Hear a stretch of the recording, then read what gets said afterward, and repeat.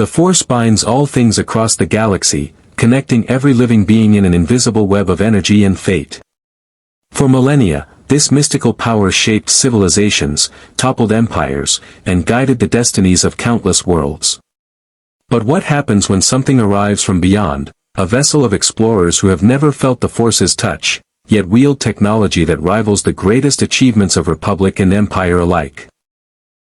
What happens when ideals forged in a distant universe collide with a galaxy still bleeding from tyranny's wounds?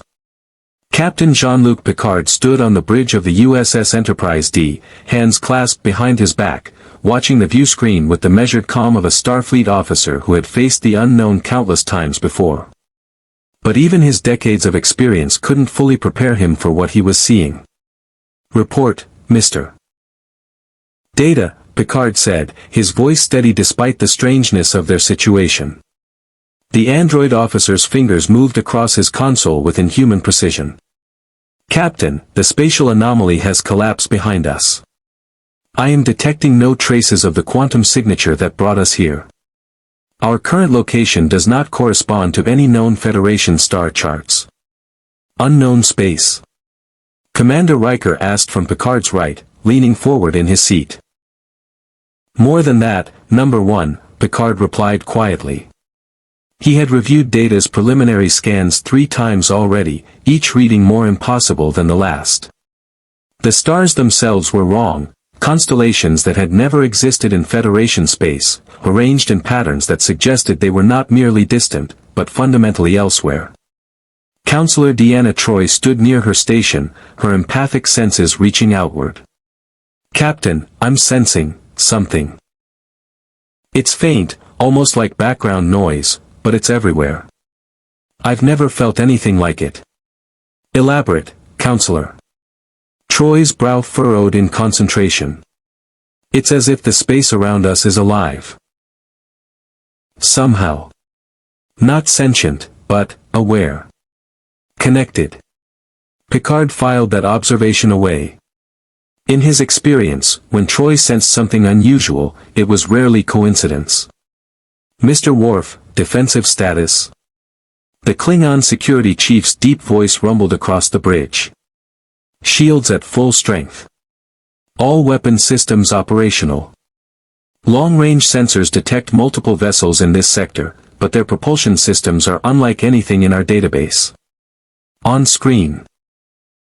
The view screen shifted to display a tactical readout.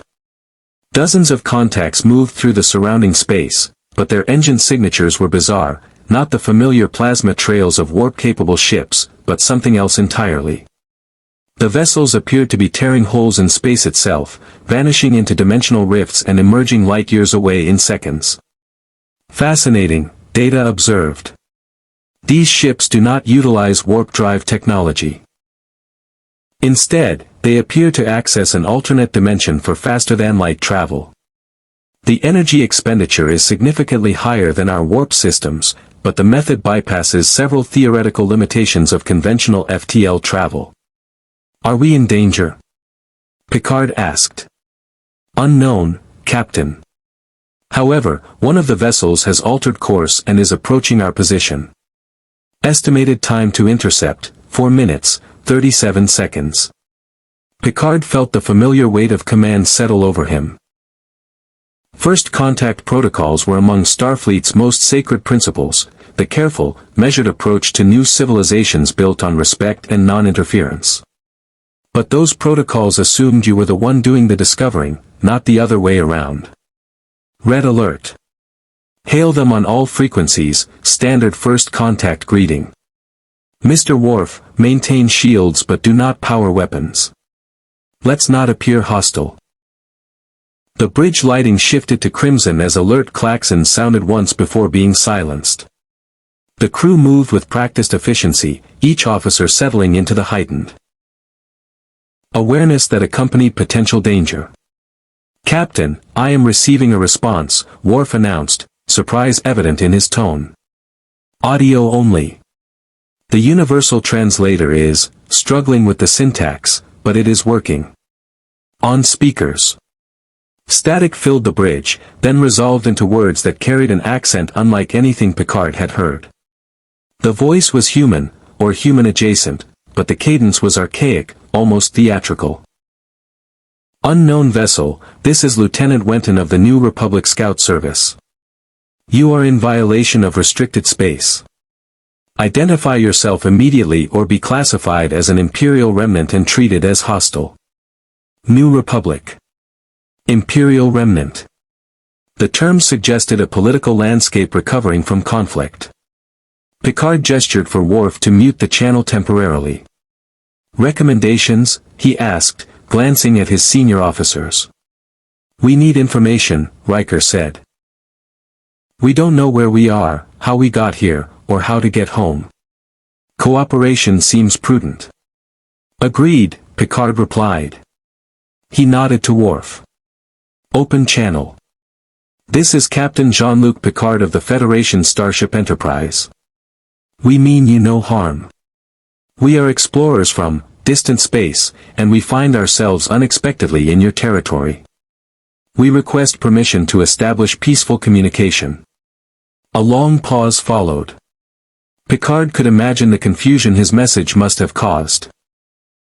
The view screen shifted to show the approaching vessel, a sleek craft with angular wings and powerful engines that glowed with blue-white energy. It was smaller than the Enterprise, perhaps a quarter of their mass, but it moved with predatory grace. When the voice returned, it carried a note of suspicion. Federation. There is no Federation in Republic records. And your ship's design is unrecognizable. Hold position. I'm transmitting your identifier codes to Coruscant for verification. Any aggressive action will be met with force. Understood, Lieutenant. We will comply. The channel closed. Picard stood, tugging his uniform jacket into place, a gesture of habit when facing uncertainty. Through the view screen, he watched the alien scout ship orbit the Enterprise at a cautious distance, its weapons systems clearly active but not locked. Mr. Data, begin passive scans of their vessel. I want to understand their technology without being intrusive. And start analyzing all communications for cultural and political context. Aye, Captain. Picard returned to his chair, his mind already racing through possibilities. They were in unknown space, facing an unknown civilization with an apparently recent history of conflict between a republic and an empire. The Enterprise was alone, cut off from Starfleet, from the Federation, from everything familiar. But they were not helpless. And more importantly, they were not conquerors. Whatever had brought them here, whatever challenges lay ahead, they would face them as Starfleet officers. With curiosity, integrity, and an unwavering commitment to their principles. Even if those principles would soon be tested in ways Jean-Luc Picard could never have imagined. The wait lasted 47 minutes. Picard spent the time reviewing Data's scans of the New Republic scout ship. The technology was remarkably advanced in some areas. Their energy shields operated on principles that seemed to defy several laws of physics the Federation took for granted, yet surprisingly primitive in others. No replicators, no transporter technology, and their computer systems, while sophisticated, lacked the neural network architecture that made isolinear processing possible. Captain, Data said, breaking the silence, I have completed my analysis of the intercepted communications. The language patterns suggest a civilization with thousands of years of spacefaring history. References to the Force, Jedi, Sith, and the Empire appear frequently. Cross-referencing context clues, it appears this galaxy recently emerged from a prolonged period of authoritarian rule. How recent? Approximately 5 to 7 standard years, based on temporal markers in their transmissions. Picard nodded slowly. A galaxy in transition, then. Fragile new governments often reacted poorly to unexpected variables. The Enterprise represented a significant unknown, precisely the kind of destabilizing element that could provoke fear or aggression. Incoming transmission, Worf announced. Multiple sources. The scout ship and.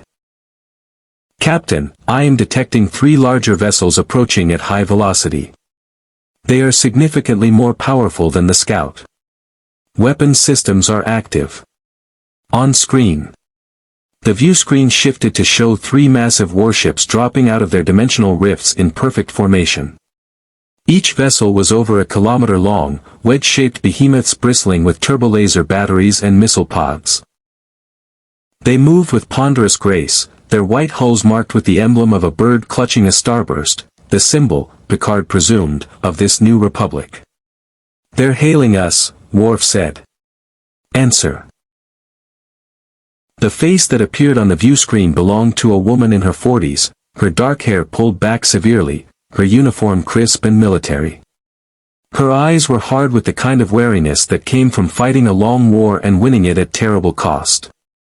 "This is Admiral Thura of the New Republic Defense Fleet. Captain Picard, you've caused quite a stir in our Senate." A ship appears from nowhere, using technology we can't identify, claiming to be from a federation that doesn't exist in any database spanning 30,000 years of galactic history. She leaned forward slightly. "You'll understand why we're cautious." "I do, Admiral," Picard replied, standing to address her properly. "And I appreciate your restraint. We are as confused by our presence here as you are alarmed by it. We encountered a spatial anomaly during a scientific survey mission. When it collapsed, we found ourselves, here. Wherever here is." Admiral Thura studied him for a long moment. Picard met her gaze steadily, allowing her to see the sincerity in his expression. First contact often hinged on such moments, the initial assessment of trustworthiness that determined whether civilizations would meet as friends or adversaries. "Our sensors confirm your ship is unlike anything in our records," Thura said finally. "No hyperdrive signature, no sublight drives we recognize, and your power source is." She paused, glancing at someone off-screen. "Our engineers are having difficulty even categorizing it. You're not using Tabana gas reactors or ion fusion. What powers your vessel?" Picard glanced at Riker, who gave a slight nod. Limited disclosure seemed appropriate. "We utilize a matter-antimatter reaction regulated by dilithium crystals. The energy output is channeled through a warp core that allows us to exceed light speed by distorting the fabric of space around our ship." Thura's expression shifted to something between fascination and disbelief. "Matter-antimatter? That's, theoretically." And more than that, Picard recognized the look in Admiral Thura's eyes. He had seen it before, in refugees fleeing the Cardassian occupation of Bajorans, in colonists terrorized by the Borg, in every soul who had survived darkness and now fought desperately to ensure it never returned. "I understand your position, Admiral," Picard said quietly. "But I cannot make commitments on behalf of the Federation without understanding the situation fully. I propose a compromise. Allow us to send a diplomatic delegation to meet with your government. We will share information about ourselves and learn about your republic. From there, we can determine if cooperation is possible." Thura considered this. "You'd be willing to come to Coruscant? To submit to our security protocols?" "Within reason, yes." "And your ship?" "Would remain here, under the protection of diplomatic immunity, with my first officer in command." Riker shot Picard a look that promised a conversation later, but said nothing. This was the captain's decision, and challenging it in front of an alien government would undermine their position. Thura glanced off-screen again, clearly consulting with advisors. When she looked back, her expression had softened marginally. "Very well. You and a small delegation will accompany me to Coruscant aboard my flagship. Your ship will be escorted to a holding position in this sector. Any attempt to leave or engage in hostile action will result in immediate containment." "Agreed." "Prepare for transport." Thura stopped, tilting her head. "Wait. How do you travel between ships without shuttlecraft?" Picard allowed himself a small smile. "We have our methods, Admiral. I think you'll find them quite efficient." 10 minutes later, Picard, Data, Worf, and Counselor Troy stood in Transporter Room 3. Chief O'Brien worked the controls with his usual precision, preparing to beam them directly to the New Republic flagship, a demonstration of Federation technology that would either build possible, but the containment requirements would be astronomical. And you say you distort space rather than entering hyperspace? Correct. We've never encountered the dimensional travel your ships employ. Because it doesn't exist where you're from. Thera said it as a statement, not a question. You're claiming to be from another galaxy entirely. We're claiming nothing, Picard said carefully. We're stating facts as we understand them. Our star charts don't match yours. Our technology operates on different principles. And we've never heard of your republic, your empire, or this force your people reference so frequently. Another pause. Picard could see the conflict playing across Thera's features, the military officer's instinct to view unknowns as threats warring with the curiosity of someone who had fought for a republic founded on principles of knowledge and cooperation. Captain Picard, the New Republic is barely 5 years old. We're still finding Imperial holdouts in every corner of the galaxy. Warlords who would love to get their hands on advanced technology to restart the war. Her tone hardened. I need to know if you're a threat. We are explorers, Admiral. Our mission is to seek out new life and new civilizations. We have strict protocols against interference in the natural development of other cultures. We call it the Prime Directive, our most sacred law. Non-interference, Thera repeated, her eyes narrowing. That's a luxury, Captain. This galaxy doesn't have room for observers. You're either helping us build something better, or you're helping those who want to tear it down. There's no neutral ground. The statement hung in the air like a challenge. Picard felt Troy's empathic attention on him, sensing the weight of the choice already forming. The Prime Directive was clear, non-interference in the internal affairs of civilizations. But they were stranded here, dependent on these people for information, for navigation, perhaps for a way home.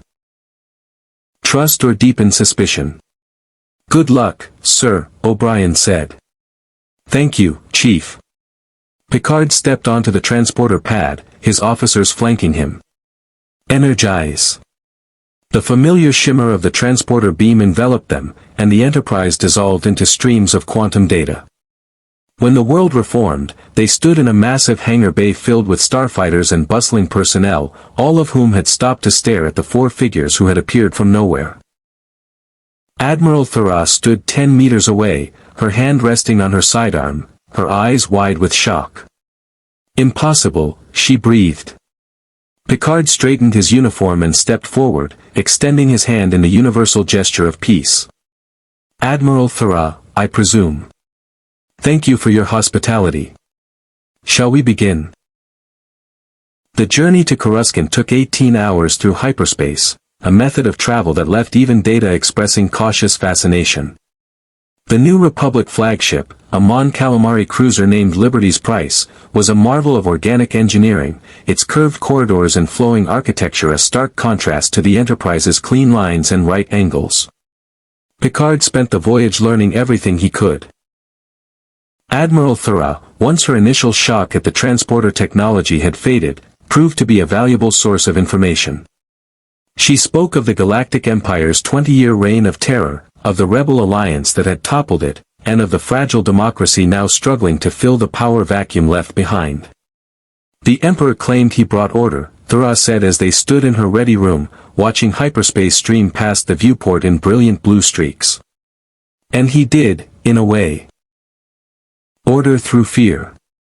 Order through star destroyers and stormtroopers on every world. Order through the complete annihilation of an entire planet to prove a point. Alderaan, Picard said quietly. Data had briefed him on the destruction, 2 billion lives extinguished in seconds by a weapon called the Death Star. You've done your research. It's my responsibility to understand the people I'm dealing with, Admiral. Your republic was born from necessity, forged in the fires of rebellion against overwhelming odds. That kind of origin shapes a civilization's character. Thera studied him with renewed interest. You sound like you speak from experience. The Federation has faced its share of tyrannies. We understand the cost of freedom. When they dropped out of hyperspace above Coruscant, Picard understood why this world was the galaxy's capital. The entire planet was a city. Billions upon billions of beings living in towers that reached into the clouds, in levels that descended kilometers below the surface. It was a monument to civilization's endurance, beautiful and terrible in equal measure. There are more people on this one world than in the entire Federation, Data observed, his positronic brain rapidly calculating population density from sensor readings. A galaxy of trillions, Thera confirmed. And every one of them is watching to see if the new Republic can keep them safe. The Senate building rose from Coruscant's government district like a mushroom of gleaming metal and transparent steel. Picard's delegation was escorted through corridors lined with guards. Not the white-armored stormtroopers of the Empire, but soldiers in practical tan uniforms with blaster rifles held at ready positions. The security was heavy, almost oppressive, but Picard understood the necessity. Counselor Troi walked beside him, her empathic senses working overtime. So many emotions, she murmured. Hope and fear, all mixed together. They want to believe things can be better, but they're terrified of disappointment. A reasonable response to decades of oppression, Picard replied. They were brought to a private chamber adjacent to the main Senate floor. Through the transparent steel wall, Picard could see the vast circular auditorium filled with floating platforms, each one holding representatives from different worlds. Thousands of species, thousands of cultures, all attempting to govern together. It's chaos, Worf observed, watching senators argue with passionate gestures and raised voices. It's democracy, Mr. Worf, Picard corrected gently. It often looks like chaos to those unfamiliar with it. The door opened and 3 figures entered. The first was a woman in her 50s with auburn hair and the bearing of someone who had commanded respect her entire life. She wore formal robes in deep red, and her eyes assessed Picard with the keen intelligence of a seasoned politician. Captain Picard, she said, extending her hand in a gesture that the universal translator. Or perhaps simple humanoid commonality, rendered familiar. I'm Mon Mothma, Chief of State of the New Republic. These are my advisors, Admiral Akbar and General Leia Organa. Picard shook each of their hands in turn, noting the subtle differences. Admiral Akbar was a salmon-colored amphibian with large eyes and a mouth that seemed permanently set in contemplation. General Organa was younger than the others, perhaps in her late 20s, with dark hair and eyes that had seen far too much suffering for someone so young. We've been briefed on your arrival, Mon Mothma continued, gesturing for everyone to sit at a round conference table, deliberately chosen, Picard suspected, to avoid implications of hierarchy. Admiral Thera's report was difficult to believe. I can only imagine, Picard replied. We find our own situation equally improbable. Show them, Organa said abruptly, looking at Thera. The recording. Admiral Thera activated a holoprojector in the center of the table. A 3-dimensional image appeared, showing the moment Picard and his officers had materialized in the Liberty's Price hangar bay. The recording played through several times from different angles, each one showing the same impossible event, for beings appearing from thin air in a shimmer of energy. We have technology that can move matter, Akbar said, his voice carrying a wet, burbling quality. Tractor beams, repulsor lifts, even experimental teleportation over short distances. But nothing like this. You transported across 6 kilometers of space, through our shields, and rematerialized without any visible apparatus on the receiving end. Our transporter technology converts matter into energy, transmits it as a beam, and reconverts it at the destination coordinates, Data explained. The process is highly refined and quite safe for biological transport. You're describing something that violates fundamental principles of how we understand the universe, Mon Mothma said carefully. Matter-energy conversion at that scale, with that precision, should be impossible. The power to prevent that from happening again, and you choose not to use it. What does that make you? The question hung in the air like an accusation. Picard felt the weight of it, the moral complexity that his years in Starfleet had prepared him for but never made easier. General Organa, he said quietly, I understand your pain more than you might think. I've faced similar choices, situations where I had the power to change outcomes, to save lives, to shape history. And I've learned that power without wisdom, intervention without understanding, often creates worse problems than it solves. So that's a no, Organa said bitterly.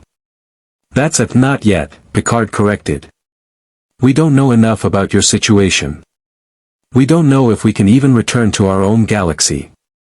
We don't know what the long-term consequences of our involvement might be. Rushing to judgment would be irresponsible. Admiral Akbar spoke up, his voice measured.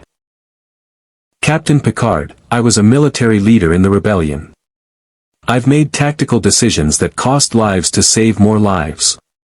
I understand calculated risk. But I also understand that indecision is itself a decision. While you're gathering information and considering consequences, Imperial moths are gathering strength. Pirates prey on undefended colonies. The galaxy is bleeding. Then perhaps, Worf interjected, his Klingon honor demanding contribution, you should focus on your own strength rather than relying on strangers who appeared from nowhere. The room tensed. Picard shot Worf a look, but the damage was done. Your security officer speaks bluntly, Mon Mothma said, though there was no anger in her voice. But not incorrectly. We are asking you to involve yourselves in conflicts you don't understand, for people you've just met. It's unfair, and we know it. She stood, moving to the transparent steel wall overlooking the Senate chamber. But fairness is a luxury we lost years ago. The question before us, Captain, is simple, can the new? In your experience, perhaps, Picard said. But the universe is larger than any one galaxy's understanding of it. We're proof of that. A heavy silence fell over the room. Picard could see the implications settling over these leaders like a physical weight. The Enterprise represented technology beyond their comprehension, power that could shift the balance of their fragile galaxy. The Senate is divided, Mon Mothma said finally. Some see you as a potential ally, a source of knowledge that could help us rebuild. Others see you as a threat, either directly, or as a prize that Imperial remnants will stop at nothing to capture. And you, Chief of State? Picard asked.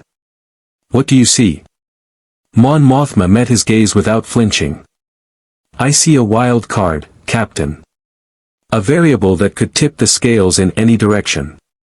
And that terrifies me more than you know. Leia Organa leaned forward, her hands clasped on the table. You mentioned a Prime Directive, a law against interfering in other cultures. But you're here, in our capital, speaking with our government. Isn't that interference? An astute observation, General, Picard acknowledged. The Prime Directive applies primarily to civilizations that haven't achieved interstellar travel. You're clearly a spacefaring people with a rich history and advanced technology. Our presence here is unusual, but not necessarily prohibited. Then help us, Organa said, and Picard heard the desperation underneath the controlled tone. We lost billions fighting the Empire. Entire worlds are still occupied by Imperial holdouts.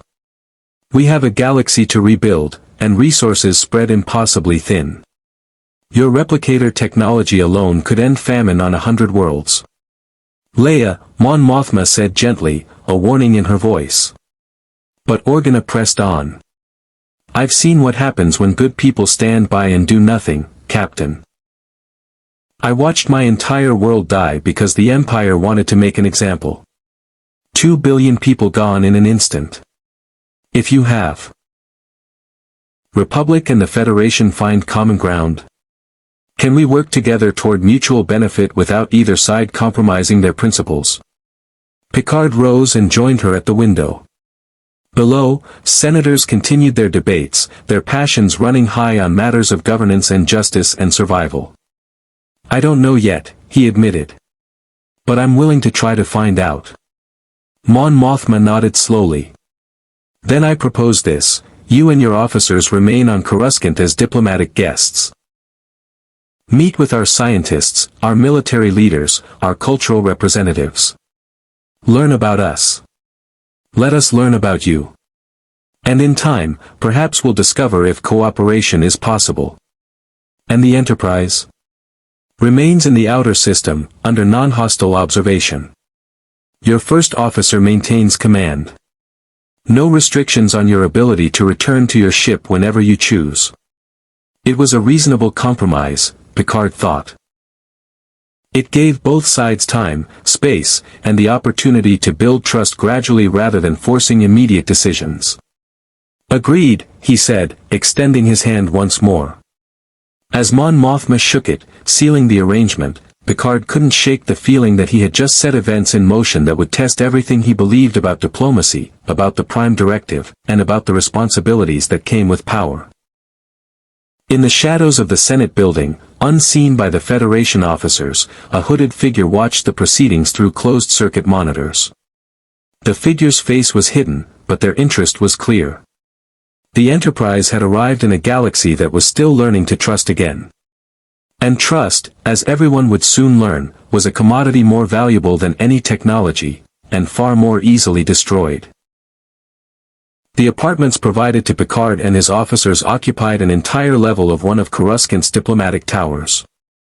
The accommodations were luxurious by New Republic standards, spacious rooms with sweeping views of the planet city, advanced holoprojectors for entertainment, and a food synthesizer that, while primitive compared to Enterprise replicators, could produce adequate meals from base proteins. Picard stood at the floor-to-ceiling window of his quarters, watching air traffic flow between the towers in precisely controlled streams. Thousands of speeders and transports moving in organized chaos, a river of light against the encroaching darkness of Coruscant's artificial night. His comm badge chirped. Riker to Picard. He tapped the device. Go ahead, number 1. Captain, we've completed our analysis of the local communication networks. Data's compiled a cultural overview you'll want to see. Also, we've had some interesting visitors. Visitors? New Republic intelligence wants to scan the Enterprise. They're being very polite about it, but Admiral Thura made it clear it's not really a request. Picard sighed. Trust was a two-way street, but verification was apparently universal. Allow passive scans of our exterior. No boarding parties, no internal access. Make it clear we're cooperating within reasonable boundaries. Understood. How are things on Coruscant? Complicated, Picard admitted. But promising. I'll contact you tomorrow with a full briefing. Picard out. He turned from the window as the door chimed. Come. Data entered, carrying a PADD and accompanied by Counselor Troy.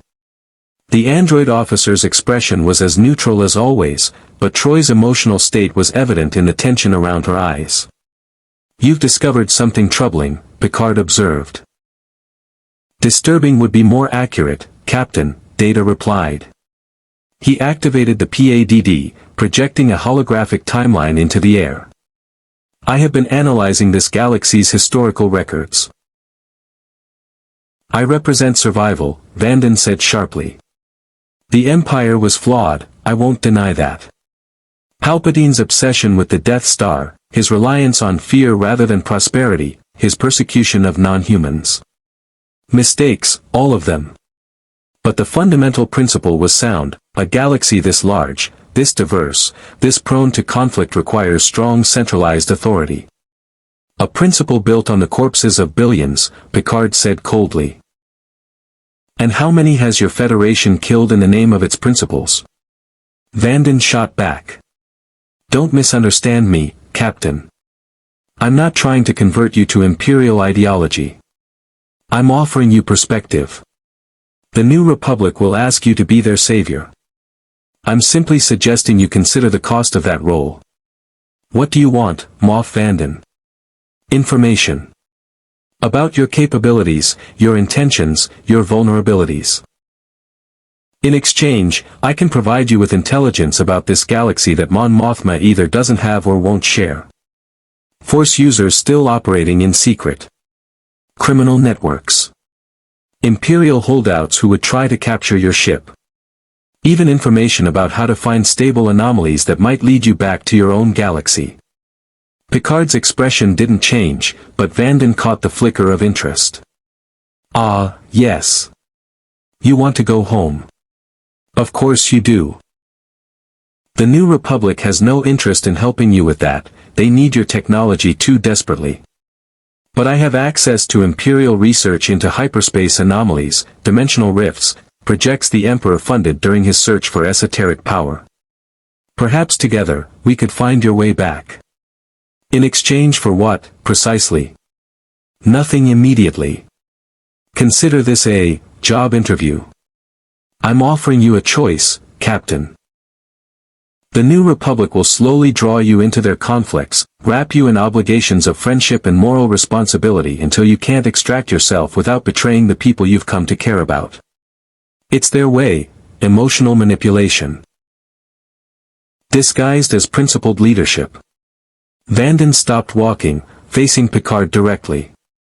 I'm offering you an alternative. Work with me, provide technological consultation, nothing that violates your precious Prime Directive, and I'll help you navigate this galaxy's politics without becoming entangled in its endless wars. You get to go home. I get to rebuild something sustainable from the Empire's ashes. Everyone benefits. Except the billions who would suffer under your sustainable empire. Assuming you're right about that. Assuming democracy is the only moral form of government.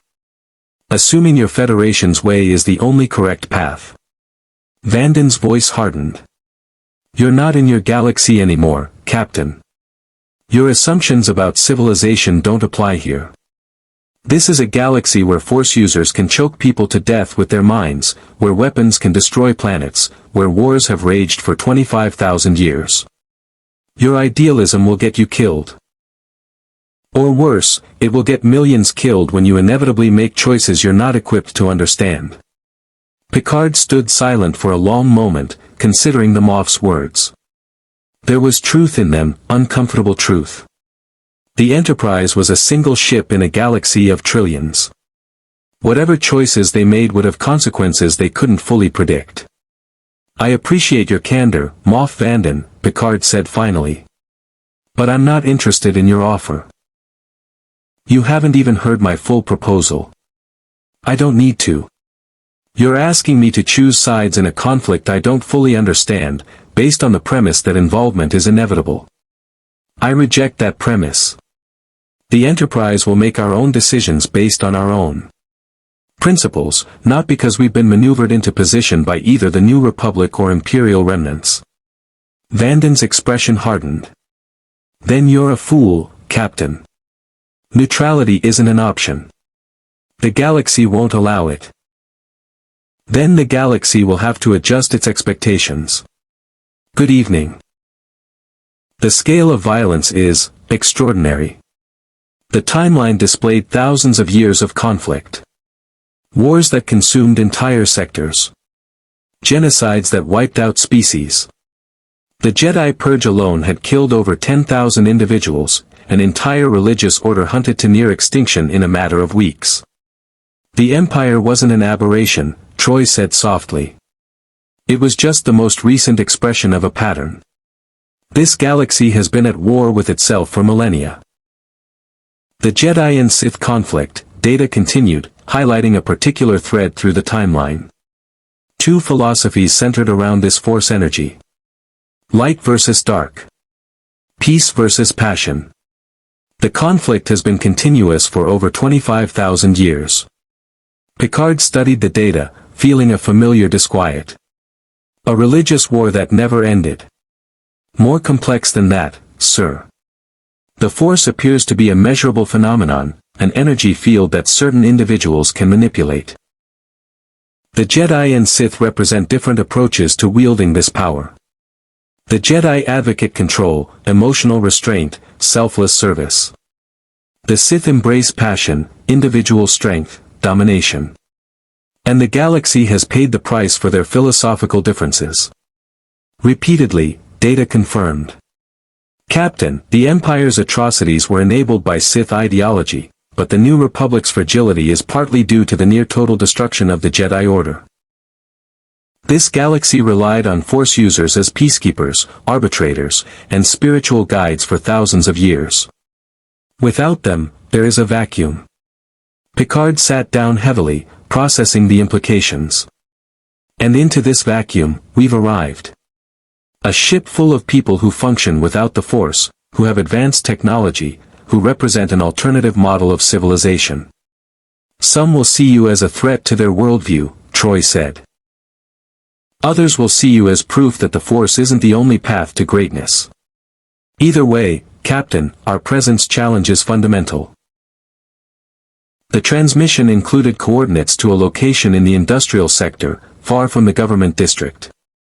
A trap, Worf said immediately. Possibly, Picard agreed. But also an opportunity. Data, what do we know about Imperial Moffs? Moff is a regional governor rank within the Empire's hierarchy. They controlled sectors directly, answering only to the Emperor. After the Empire's collapse, many Moffs became independent warlords, attempting to carve out their own territories. So this Vanden is offering what? An alliance? A threat? The only way to know is to accept the meeting, Troy said. But Captain, I agree with Worf. This is dangerous. Picard walked to the window again, watching Coruscant's endless lights. The Prime Directive was clear about non-interference, but it said nothing about gathering intelligence. And if Imperial remnants were this interested in the Enterprise, ignoring them would be strategically foolish. Mr. Worf, you'll accompany me, but remain concealed nearby. Data, monitor from here. If anything goes wrong, contact the Enterprise and prepare for emergency extraction. Counselor, inform Admiral Thura that I'm taking a personal tour of the city. Vague enough to be truthful, specific enough to avoid suspicion. Sir, this violates every security protocol, Worf protested. Noted. But we need to understand who we're dealing with. The New Republic has been forthcoming, but clearly not entirely honest about the extent of Imperial infiltration. I want to hear what the other side has to say. 3 hours later, Picard stood in an abandoned factory in Coruscant's industrial depths. The area was a graveyard of Imperial construction, massive assembly lines that had once produced war material now silent and rusting. The air smelled of ozone and decay. Punctual, a voice echoed from the shadows. I appreciate that, Captain. A man stepped into the dim light. He was perhaps 60 standard years old, gray-haired and wearing the crisp uniform of an Imperial officer, black tunic with rank insignia, polished boots, and a bearing that spoke of decades of command. His eyes were intelligent and calculating, devoid of the fanaticism Picard had expected. Moff Vanden, Picard said, remaining where he stood. You've gone to considerable trouble to arrange this meeting. You're worth considerable trouble, Captain. A starship appears from nowhere, powered by technology that makes our most advanced reactors look like campfires. A crew that can teleport matter across space.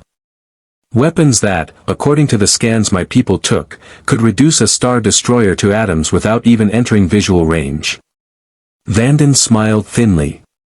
You're quite possibly the most dangerous thing to enter this galaxy in a very long time. Dangerous, Picard repeated. An interesting word choice. I deal in realities, not platitudes. You claim to be explorers, diplomats, advocates of peace. Perhaps you even believe it. But power is power, Captain. And power attracts conflict like gravity attracts matter. You're suggesting the New Republic will try to exploit us. I'm suggesting everyone will try to exploit you. Mon Mothma with her high-minded ideals. Leia Organa with her trauma-driven need to prevent another Alderaan. The Imperial warlords seeking any advantage to reclaim their territories. Criminal syndicates wanting your technology to expand their operations. Even the Force users, if any still exist, will see you as either a tool or a threat.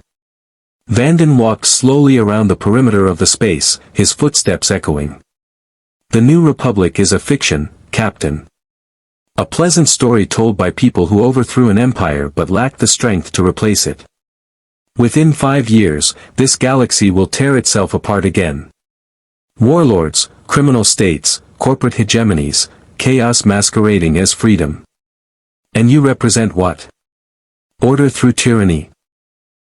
The Empire's grand vision. Assumptions this galaxy has held for longer than human civilization has existed. The door chimed again. This time, Worf entered, his expression grim. Captain, we have a problem. I have detected surveillance devices in all of our quarters. Sophisticated ones, they were scanning our comm badges, likely attempting to understand our communication technology. New Republic intelligence? Picard asked. Unknown. The technology doesn't match New Republic systems. It's older, more refined. Imperial design, according to the database Admiral Thurah provided. Picard stood immediately. Show me. Worf led them to a ventilation grate in Picard's sleeping quarters. Using a tricorder, he highlighted several microscopic devices embedded in the walls, each one transmitting data on encrypted channels. I've been monitoring their transmissions, Worf said. They're sending information to a location in Coruscant's lower levels. A sector marked as under reconstruction in official records, but the power signatures suggest active occupation. Imperial remnants, Troy said. Still operating in the heart of the Republic's capital. It would seem so. The question is, do we inform the New Republic, or do we investigate ourselves? Picard considered the options. Informing Mon Mothma would be the diplomatic choice, building trust through transparency. But it would also reveal the extent of the Enterprise's sensor capabilities, and might start a conflict the New Republic wasn't ready for. Before he could decide, his comm badge chirped with an incoming message on a frequency that wasn't New Republic standard. Captain Picard, a cultured voice said, male and carrying an accent that suggested aristocratic breeding. My name is Moff Vanden. I believe we have matters to discuss that would be better conducted away from prying ears.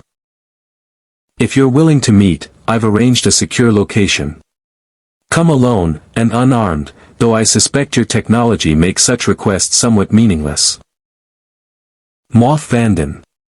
Picard turned to leave, but Vanden's voice stopped him. One more thing, Captain. The surveillance devices in your quarters? Not mine. Someone else is watching you, someone with resources that make my intelligence network look primitive. Be very careful who you trust on Coruscant. The Force works in mysterious ways, and there are players in this game you haven't even met yet. Picard didn't respond, but he filed the information away. As he walked back toward the factory exit, where Worf would be waiting, he couldn't shake the feeling that Moff Vanden had been right about one thing. The galaxy wouldn't allow them to remain neutral. The only question was, which side would force their hand first? The shuttle carrying Luke Skywalker arrived on Coruscant 3 days after Picard's meeting with Moff Vanden. Word of the mysterious Federation starship had spread through New Republic channels, eventually reaching the young Jedi Master on a remote moon where he'd been meditating on the future of his rebuilt order. Picard was in the New Republic Strategic Analysis Center when he felt a shift in the room's atmosphere. Counselor Troy, who had been reviewing tactical displays with Admiral Akbar, suddenly stiffened, her empathic senses flaring. Someone's coming, she said quietly. Someone, different. The doors opened and a man in his early 30s entered, wearing simple black clothing that resembled a military flight suit. He was unremarkable at first glance, sandy blonde hair, weathered features, the build of someone who stayed fit through necessity rather than vanity. But his eyes carried a depth that suggested he'd seen things that aged the soul beyond the body's years. Behind him walked a woman with red hair and the confident bearing of a fellow warrior, and a protocol droid that immediately began fussing about proper introductions. "Chief of State Mothma," the blond man said, his voice warm despite the formal setting. "I came as soon as I received your message." Mon Mothma rose, genuine pleasure crossing her features. "Luke. Thank you for coming. I know you value your solitude, but this situation requires your unique perspective." She gestured to Picard. "Captain Jean-Luc Picard of the Federation Starship Enterprise, may I introduce Luke Skywalker, Jedi Knight, and his associate Mara Jade." Picard extended his hand, and Luke took it. The moment their hands touched, Picard saw Luke's expression shift, a flicker of surprise, confusion, even wonder. "You're..." Luke began, then stopped, seeming to search for words. "Forgive me. I've never met anyone like you before." "I could say the same, Mr. Skywalker," Picard replied, releasing the handshake. "You're not the solution." "You don't believe that," Troy said softly, her empathic senses reading the conflict beneath Luke's words. "No, I don't. But I wonder if others will, when they learn about you. If your Federation thrives without the Force, what does that say about us?" Mara Jade moved to Luke's side, her hand briefly touching his shoulder in a gesture of support. "It says that different galaxies develop differently. It doesn't invalidate the Force or the Jedi. Doesn't it? The Jedi claim to be guardians of peace and justice for 1,000 generations. But we were destroyed by one of our own. Our philosophy was exploited, our power turned against the very people we swore to protect. Maybe the Force isn't the gift we thought it was. Maybe it's just another source of conflict in a galaxy that's had too much already." Picard stood and walked to join Luke at the window. For a moment, they stood in silence, two leaders burdened by responsibility, watching the endless city lights. "Mr. Skywalker, Luke, I've commanded starships for decades. I've seen civilizations rise and fall. I've watched good people make terrible choices and terrible people find redemption. And I've learned that power isn't inherently good or evil. It's what we choose to do with it that matters. The Jedi taught that," Luke said. "But they also taught that attachment leads to the dark side. That emotion must be controlled, suppressed, denied. My father fell because he loved too much, because he couldn't accept loss. The Jedi Order failed him, and that failure destroyed them. Then don't repeat their mistakes," Picard said simply. "Build something new. You said yourself the old ways were flawed. The Force exists, it's real, it's powerful, and it's not going anywhere. The question isn't whether it should exist, but how those who wield it should serve the galaxy." Luke studied Picard for a long moment. "You're not what I expected. When Mon Mothma told me about you, I thought you'd be... I don't know. Nothing that suggests a universal energy field connecting all life." "That's impossible," Mara Jade said, speaking for the first time. Her voice was sharp, skeptical. "The Force is everywhere. It's a fundamental constant of the universe." "Of your universe, perhaps," Data replied. "Our scientific analysis suggests the Force is a localized phenomenon, confined to this galaxy or possibly this dimensional space. It does not exist where we come from." The silence that followed was profound. Luke sat back in his chair, his expression troubled, and Picard could see the young man's worldview shifting in real time. "That changes everything," Luke said quietly. "The Jedi teachings hold that the Force is universal, eternal, unchanging. If you're proof that it's not, if there are places in existence where the Force simply doesn't exist." He looked at Picard with new intensity. "Do you understand what that means?" "I suspect it means your philosophy will need to evolve," Picard said gently. "Acknowledging that truth isn't universal across all realities isn't weakness, Mr. Skywalker. It's wisdom. Call me Luke, please." The Jedi Master stood, walking to the window overlooking Coruscant's sprawl. I've been trying to rebuild the Jedi Order. Searching for Force-sensitive individuals, recovering ancient texts, meditating on what the Order should become. But the old teachings are incomplete. The old Jedi were too rigid, too afraid of emotion, too detached from the people they served. I've been trying to find a new path. And we represent evidence that alternatives exist, Picard said, understanding. That power and civilization don't require the Force. Exactly. Luke turned back to face them. The Empire nearly destroyed the galaxy, and they did it partly by corrupting Force users. The Emperor, Vader, the Inquisitor. Reputation precedes you. The last of the Jedi, the man who redeemed Darth Vader and helped topple the Empire.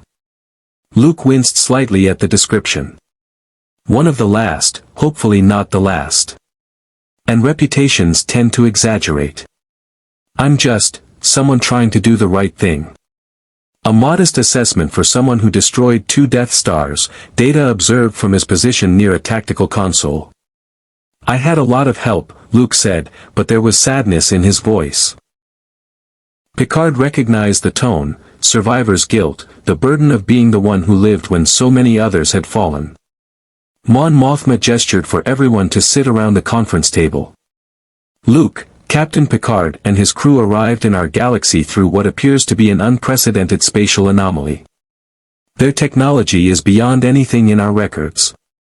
Their ship operates without relying on the Force in any capacity.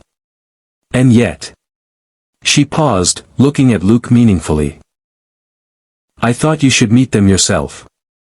To see what the Force might reveal. Luke's attention focused entirely on Picard and his officers. The Force reveals that you're telling the truth, you're not from this galaxy. But there's something else. Something I've never encountered before. It's like. He struggled for the comparison. Like looking at a place where the Force should be, but isn't. Not blocked or hidden, just absent. We've noticed something similar, Counselor Troy said. I'm an empath, I can sense emotions and sometimes surface thoughts. But ever since arriving here, I've felt this background presence, like white noise that's everywhere at once. Is that your Force? Luke nodded slowly. The Force binds all living things. It's in every rock, every star, every sentient being. It connects us, guides us, flows through us. You're saying you don't feel that connection at all? We've never encountered anything like it in Federation space, Picard confirmed. We have individuals with telepathic and empathic abilities, but more alien. More incomprehensible. But you're just a man trying to do the right thing in impossible circumstances. As are you. Maybe. Luke returned to the table, his posture more relaxed. Captain, I have a request. I'd like to visit your ship. To see this Enterprise that functions without the Force. To meet your crew and understand how your Federation operates. If I'm going to rebuild the Jedi Order, I need to understand alternatives to everything I've been taught. Picard glanced at Mon Mothma, who nodded her approval. I think that can be arranged. Though I should warn you, our ship may raise as many questions as it answers. Good, Luke said with a slight smile. I'm tired of certainty. Certainty is what destroyed the old order. Admiral Akbar cleared his throat, drawing attention back to the strategic situation. This is all philosophically fascinating, but we have practical matters to address. Captain Picard, in the 3 days since your arrival, we've detected increased Imperial activity in 7 sectors. Moff Vanden isn't the only warlord who knows about you. Some are positioning assets to observe your ship. Others are hiring bounty hunters to gather intelligence. One particularly aggressive faction has put a bounty of 50 million credits on anyone who can provide technical specifications of your vessel. 50 million. Worf said, his tactical mind immediately assessing the threat. That will attract every mercenary and criminal in the sector. Precisely, Akbar confirmed. We've increased patrols around your ship's position, but our resources are limited. if a coordinated attack were launched. The Enterprise can defend itself, Picard said confidently. Commander Riker is more than capable of handling hostile action. Against star destroyers and fighter squadrons, perhaps, Mara Jade interjected. But what about infiltration? Sabotage? Your technology is valuable enough that someone will try to steal it, not just destroy it. She had a point. The Enterprise's security was designed for space-based threats and the occasional boarding party, not for the kind of sophisticated infiltration operations that seemed commonplace in this galaxy. We'll implement additional protocols, Picard said. Rotating shield frequencies, enhanced internal sensors, restriction of transporter access to command authorization only. I can help with that, Luke offered. I have contacts, former rebels, trustworthy people who owe me favors. I can arrange discreet security support, personnel who won't report to New Republic intelligence or anyone else. People whose only loyalty is to keeping your ship safe. Mon Mothma's expression suggested she wasn't entirely pleased with Luke's offer bypassing official channels, but she didn't object. The political dynamics were complex. Luke Skywalker operated with a degree of independence that transcended normal governmental authority. I appreciate that, Picard said carefully. Though I'll need to discuss the details with Commander Riker before accepting outside security personnel.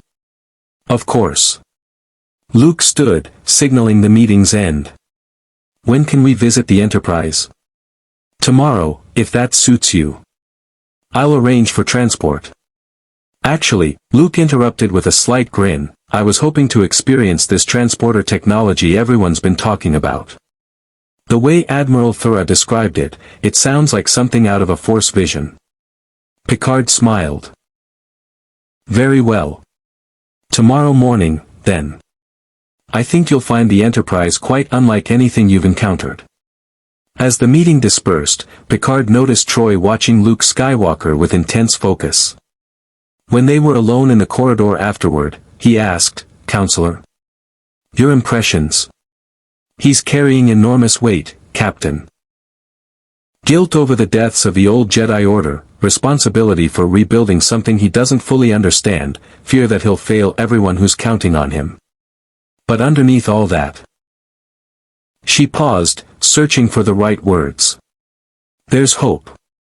Genuine, powerful hope that things can be better. That the galaxy can heal. And Mara Jade? Complicated. She cares deeply for Luke, but she's also wary of us. She sees us as a potential threat to everything they're trying to build. Not hostile, exactly, but protective.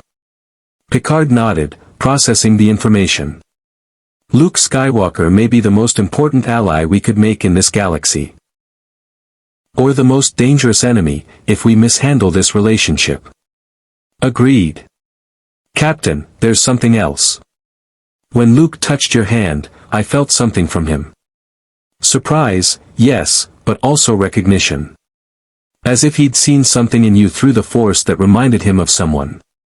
Who? I don't know. But it was someone he respected deeply. Someone he lost. That night, alone in his quarters, Picard stood at the window once more, watching Coruscant's lights and thinking about Luke Skywalker. A young man burdened with rebuilding an ancient order in a galaxy that had destroyed it. A Force user questioning the very nature of the power he wielded. A leader searching for a new path forward. In many ways, Picard thought, they weren't so different. Both of them were trying to uphold principles in a universe that seemed determined to prove those principles impossible. The question was, could they help each other succeed? Or would their collision of philosophies ultimately harm both their causes? The Force, Luke had said, worked in mysterious ways. Picard suspected the same could be said of chance encounters across dimensional boundaries. And he couldn't shake Moff Vanden's warning. Someone else was watching them, someone with resources beyond Imperial intelligence networks. Someone who moved in shadows even deeper than those cast by Coruscant's towering spires. Luke Skywalker materialized on the Enterprise transporter pad with his eyes closed, seemingly braced for disorientation that never came. When he opened them, wonder spread across his features. That was... He began, then laughed. I've flown X-Wings through asteroid fields at light speed. I've faced Sith Lords and lived. But that was the strangest experience of my life. The sensation diminishes with repeated exposure, Chief O'Brien said from the transporter console, a hint of pride in his voice. Though I've been doing this for years and it still gives me a small thrill every time. Mara Jade appeared beside Luke a moment later, her hand immediately moving to her blaster before she caught herself. Her eyes swept the transporter room with professional assessment, cataloging exits, potential threats, tactical positions. Relax, Mara, Luke said gently. We're guests here. Guests can still gather intelligence, she replied, but her hand moved away from the weapon. Picard stepped forward, Data and Worf flanking him. Welcome aboard the Enterprise. If you'll follow me, I'll give you the tour. They walked through corridors that gleamed with clean lines and soft lighting, so different from the lived-in, mechanical aesthetic of Star Wars vessels. Luke's head turned constantly, taking in every detail. The wall panels that concealed sophisticated systems, the crew members moving with quiet efficiency, the ambient hum of technology that felt almost alive. It's so quiet, Luke observed. Our ships have more character. You can hear them working, feel them breathing. This is different. Sterile, Mara Jade said bluntly. Efficient, Worf corrected, his Klingon pride bristling slightly. Every system optimized for maximum performance with minimum energy loss. They passed through 10 Forward, the ship's lounge, where off-duty crew members gathered for recreation. Guinan stood behind the bar, her ageless eyes assessing the visitors with that peculiar intensity she brought. And a dedicated engineering crew monitoring it constantly, Geordi replied cheerfully. It's perfectly safe. Well, mostly safe. Generally safe. Look, we haven't lost a ship to warp core breach in several months. Data tilted his head. The USS Yamato was destroyed 8 months ago due to an Iconian computer virus that caused cascade failure in. Thank you, Data, Picard interjected smoothly. Perhaps we should emphasize that under normal circumstances, our safety record is exemplary. Luke moved closer to the warp core, and Picard noticed something odd. The light from the matter-antimatter reaction seemed to bend slightly around the Jedi, as if responding to his presence. Geordi noticed too, his visor's sensors picking up fluctuations in the electromagnetic field. Are you doing something? Geordi asked. I'm reading minor variations in the containment field. Luke stepped back quickly. Sorry. The Force sometimes interacts with energy fields in unexpected ways. I wasn't trying to. No harm done, Geordi assured him. Actually, that's fascinating. You're affecting the magnetic confinement without any physical contact. How? The Force is, it's hard to explain to someone who can't feel it. It's an energy field created by all living things. It surrounds us, penetrates us, binds the galaxy together. Jedi can manipulate it, use it to affect the physical world. Move objects, sense emotions, sometimes see glimpses of the future. Telekinesis, empathic abilities, precognition, data cataloged. Remarkable. And this Force energy can interact with technological systems? Sometimes. Especially energy-based systems. Lightsabers work because the Force user guides the plasma blade, makes it stable. Without that connection, the weapon would be almost impossible to control. Mara pulled a cylindrical object from her belt, a lightsaber, Picard realized. She ignited it, and a brilliant purple blade extended with a distinctive snap-hiss sound. The weapon hummed with barely. Warp 9.6, which translates to roughly 3,000 times light speed. Your hyperspace travel achieves significantly higher multiples. But you can stop whenever you want, change direction, explore as you go, Luke said, understanding the strategic implications. You're not locked into preset routes. That's incredible freedom. Freedom that comes with risk, Picard noted. We've encountered phenomena in deep space that nearly destroyed the Enterprise. Black clusters, spatial anomalies, subspace tears. The unknown is dangerous, Mr. Skywalker. So is the known, in my experience, Luke replied with a slight smile. They gathered in the observation lounge, where a meal had been prepared using the Enterprise's replicators. Luke watched with fascination as Picard ordered Earl Grey tea, hot, and the beverage materialized from nothing in a matter of seconds. Molecular synthesis, Geordi explained. We store patterns of virtually everything. Food, tools, spare parts, medical supplies. The replicator rearranges matter at the molecular level to create whatever's needed. It's not perfect, some complex organic compounds lose subtle flavors, but it's functionally identical to the original. You could end famine, Luke said immediately. Entire worlds in the Outer Rim suffer food shortages. If you could replicate food on that scale. There are limitations, Picard interrupted gently. Replicators require significant power. They can't create living organisms. And the patterns must be stored in the database. We can't create something we've never scanned and analyzed. Simply giving this technology to your galaxy wouldn't solve the underlying problems of distribution, infrastructure, and political will. But it would help, Luke pressed. Thousands of worlds, billions of people who suffer because basic resources can't reach them.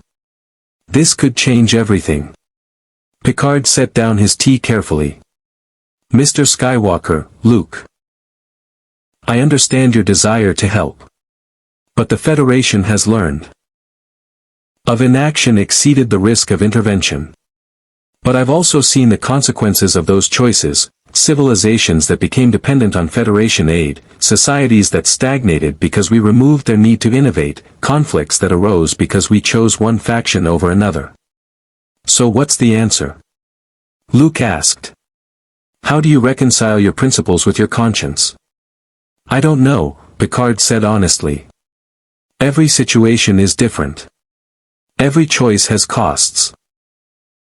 All we can do is act with integrity, accept responsibility for our decisions, and try to minimize the harm we cause. Mara Jade had been silent, but now she spoke, her voice cutting through the philosophical discussion. This is all very noble, but it's also theoretical. You're talking about principles and long-term consequences. I'm talking about reality. Right now, in this moment, the Enterprise is the most valuable target in the galaxy. Imperial warlords want your technology. Criminal syndicates want to sell it.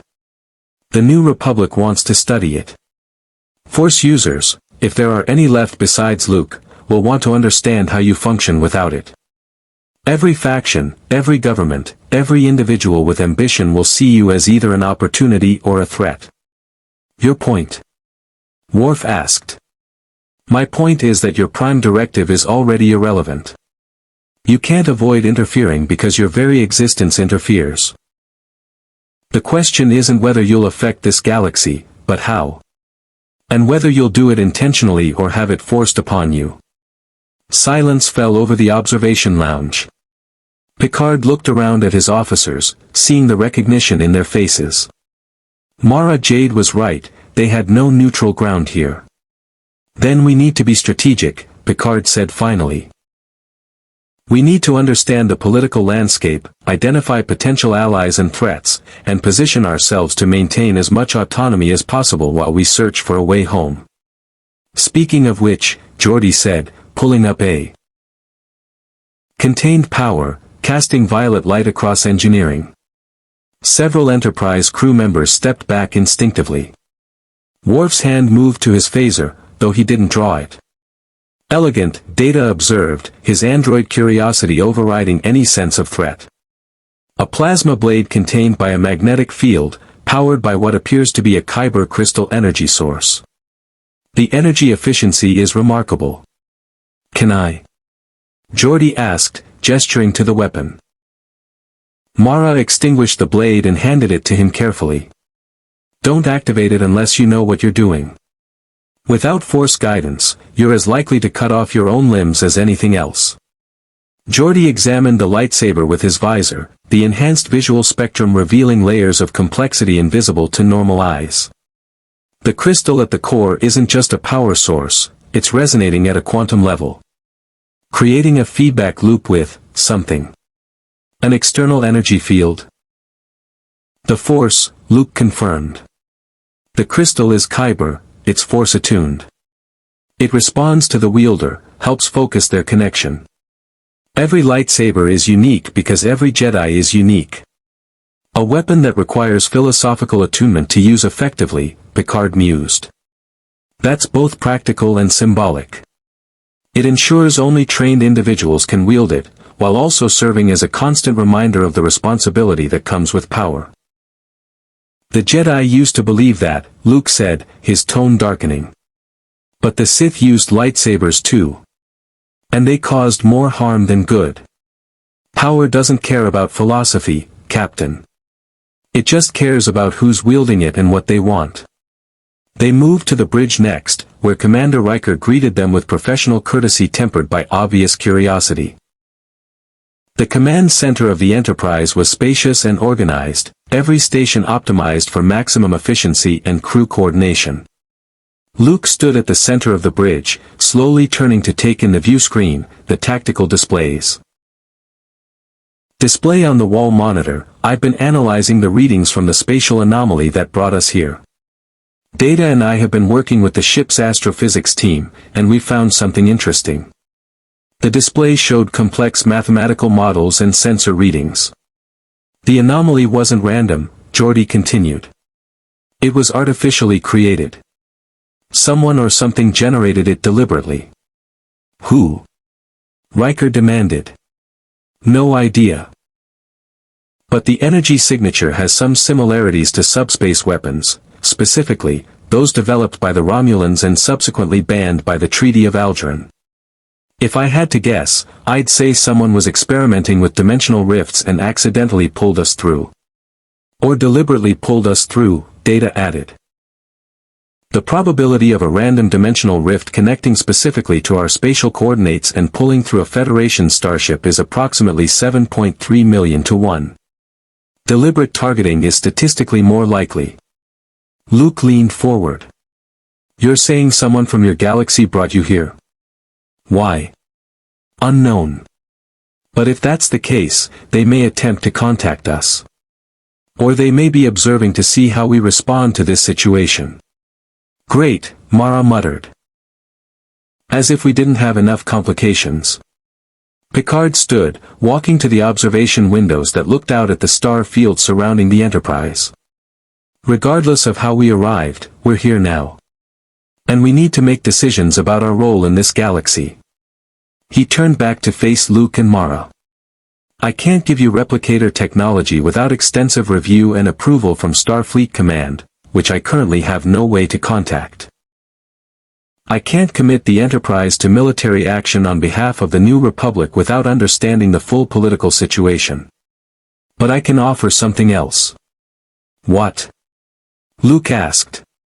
Knowledge. Expertise. Perspective from outside this galaxy's conflicts.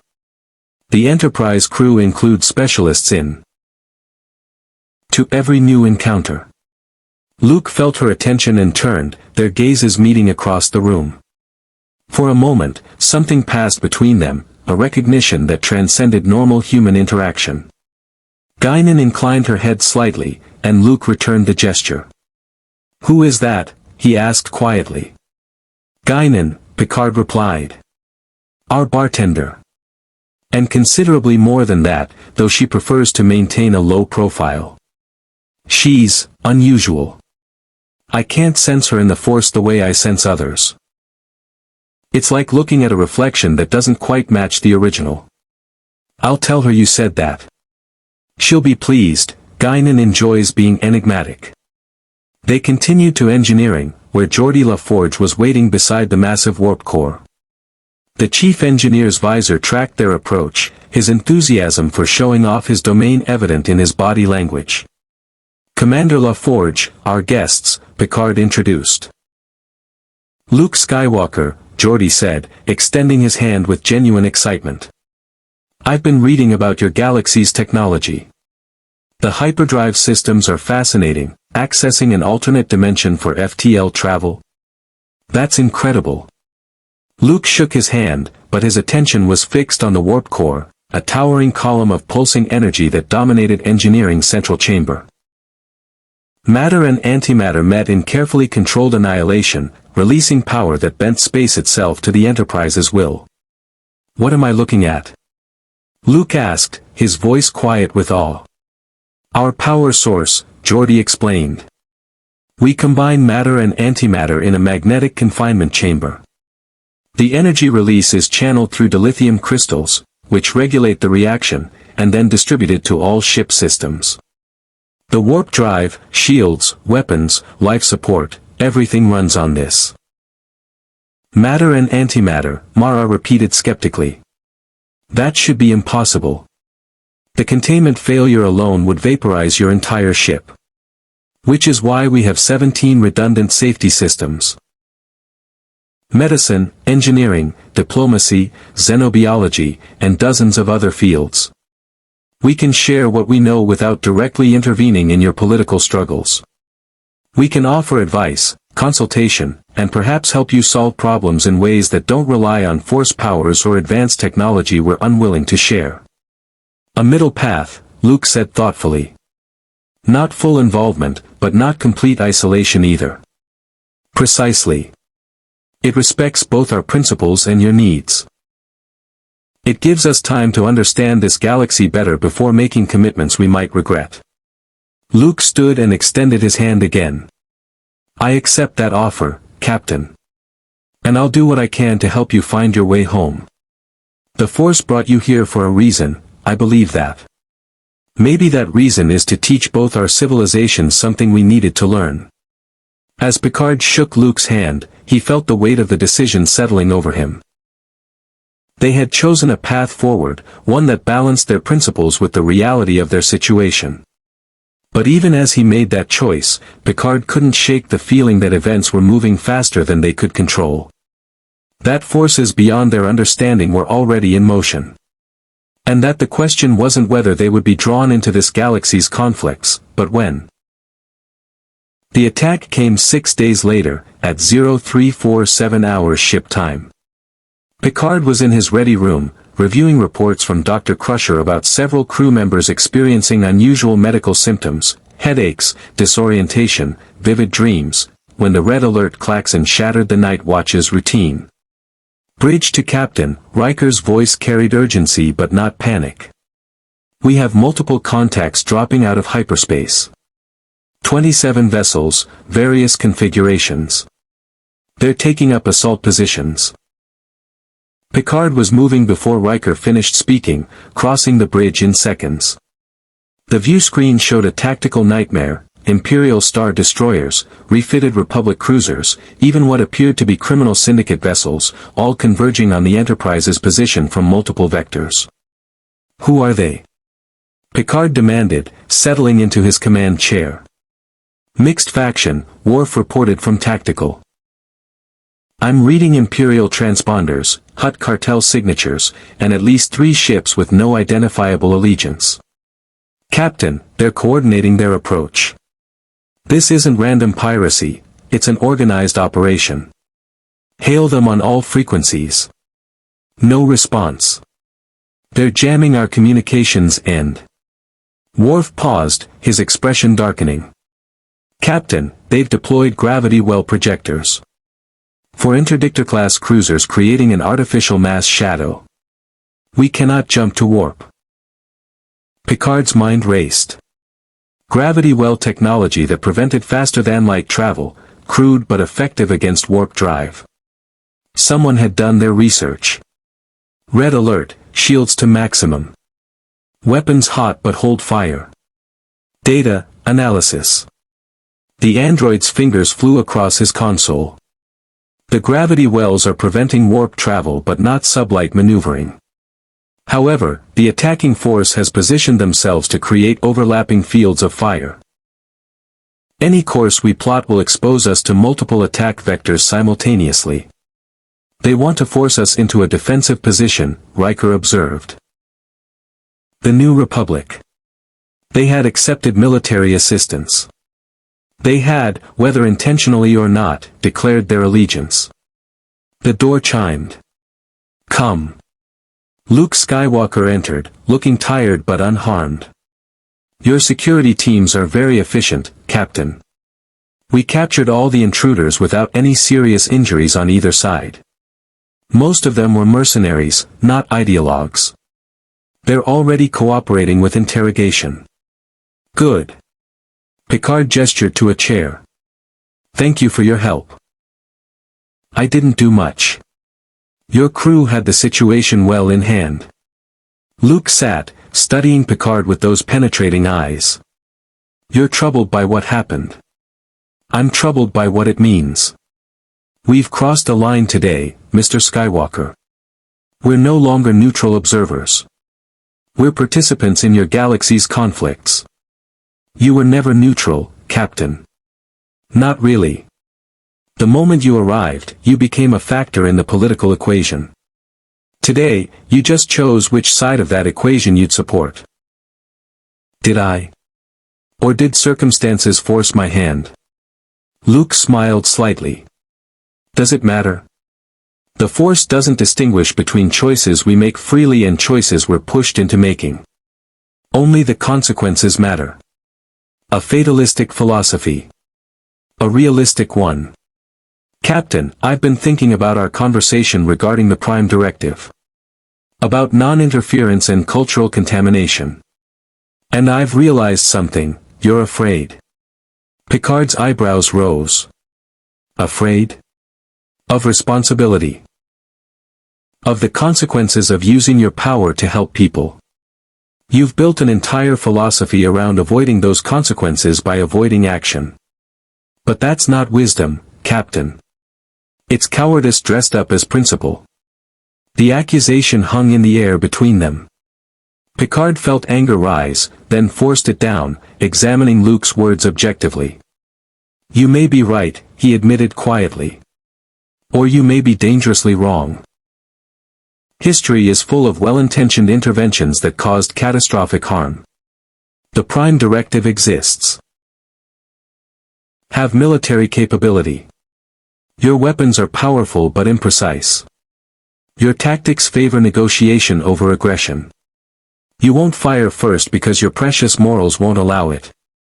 Don't mistake restraint for weakness, Grand Admiral. I don't. I mistake it for vulnerability. Which is why I've brought sufficient force to ensure your compliance. Surrender now, and your crew will be treated with dignity. Resist, and I'll have no choice but to destroy you piece by piece until you have no option but to capitulate. Picard felt the bridge crew's tension, their eyes on him, waiting for his decision. The Prime Directive was clear, avoid military conflict with indigenous populations. But the Prime Directive also assumed those populations weren't actively trying to capture and exploit you. I'll need time to consult with my crew, Picard said. You have 5 minutes. The transmission cut. Opinions, Picard said immediately. We can fight, Worf said without hesitation. Our shields are superior, our weapons more advanced. Even outnumbered, we could inflict significant damage. And then what? Riker countered. We destroy a few star destroyers, maybe cripple the interdictors. But we're trapped in this system, and every military force in this sector will descend on our position. We'll be fighting continuously until our power reserves are depleted. Mr. Data. Commander Riker's assessment is accurate. We possess tactical superiority in weapons and defensive systems, but strategic inferiority due to limited resources and lack of reinforcement. In a prolonged engagement, attrition favors the attackers. However, I calculate a 73% probability we could break through their formation and escape if we concentrated fire on a single vector. Casualties? Picard asked quietly. On their side, likely severe. Estimates range from 2,000 to 4,000 personnel across the vessels we would need to destroy or disable. 2,000 to 4,000 lives. Picard felt the weight. Its allies. Admiral Akbar, Picard said carefully, your timing is fortuitous. Yes, we would appreciate assistance. Excellent. Akbar turned to someone off-screen. All ships, engage the attacking force. Disable if possible, destroy if necessary. Show these remnants what happens when they threaten allies of the New Republic. The New Republic fleet opened fire, and the dynamics of the battle shifted instantly. Thrawn's assembled force, already damaged by the Enterprise's superior weapons, now faced a coordinated military response from experienced warfighters who knew their tactics intimately. It was over in minutes. Star destroyers surrendered or fled. Hutt cartel vessels engaged their hyperdrives and vanished. The few ships that tried to fight were quickly overwhelmed by concentrated fire from multiple New Republic vessels. Thrawn's Star Destroyer, its shields failing and engines crippled, hung dead in space. The Grand Admiral's face appeared on the viewscreen one final time, his aristocratic composure shattered by the reality of defeat. This isn't over, Captain, he said, his voice carrying cold fury. You've made enemies today. Powerful enemies who will never stop trying to acquire your technology. You think the New Republic will protect you? They're barely holding their own government together. You've chosen the losing side. I've chosen principle over pragmatism, Picard replied. And I'll live with that choice. Can you say the same? Thrawn's image cut off. Within an hour, his entire crew was in New Republic custody, their vessels being secured by boarding parties or towed to nearby repair stations. Picard stood at his ready room window, watching the aftermath of the battle. The Enterprise had suffered no casualties, thanks to his insistence on stun settings for the intruders. All 23 had been captured alive and were now in the brig awaiting transfer to New Republic authorities. But the cost was already becoming clear. They had fought alongside the... I could use your assistance. A brief pause, then Luke's voice, already moving. On my way to Deck 8 Central Corridor.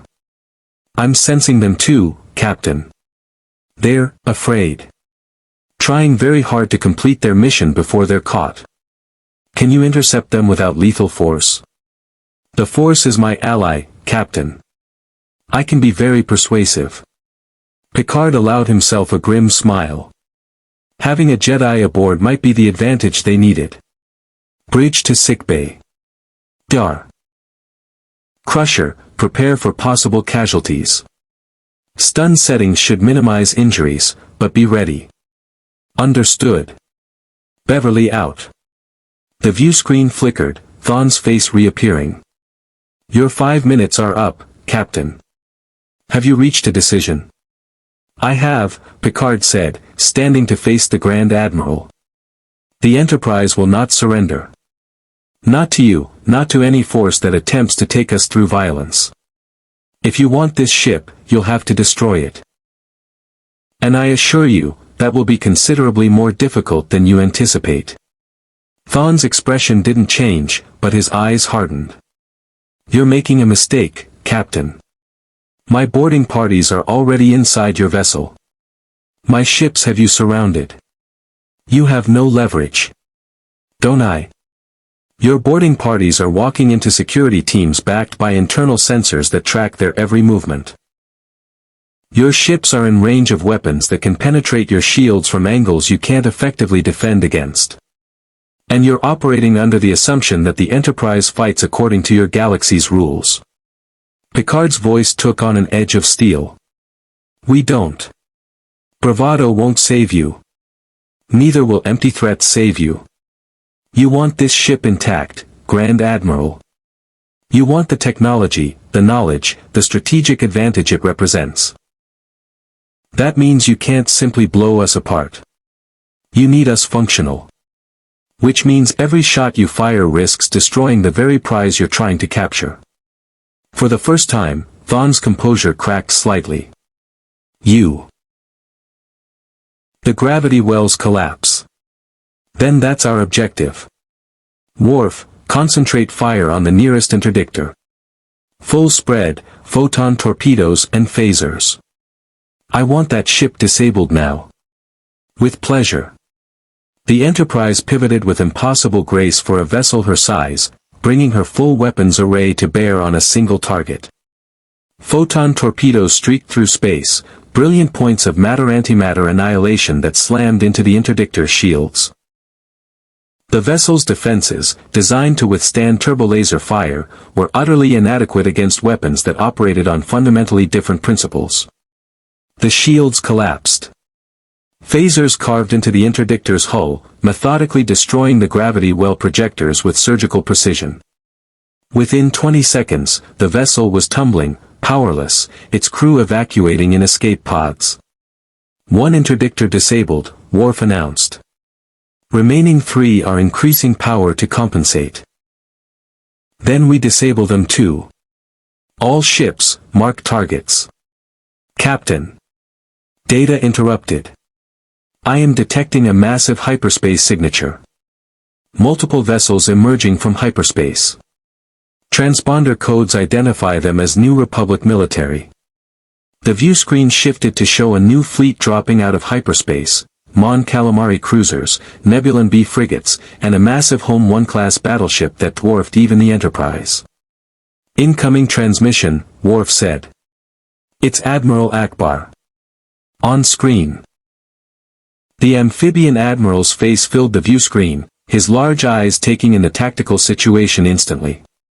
Captain Picard, it appears you're having difficulty with some of our less civilized elements. Would you like assistance? Behind Picard, Riker let out a breath of relief. Geordi grinned. But Picard felt only the weight of another choice being made for him. Accepting New Republic military intervention would bind them closer to one side of this galaxy's conflicts. It would send a message to every faction watching, the Enterprise had chose. Pin us down and pound us until our shields fail. Or until we surrender, Picard said grimly. Worf, can we disable the interdictor cruisers? Possibly, but it would require concentrating fire on hardened military targets while under assault from the rest of the fleet. And Captain. Worf highlighted 4 vessels on the tactical display. Those star destroyers are fully armed and operational.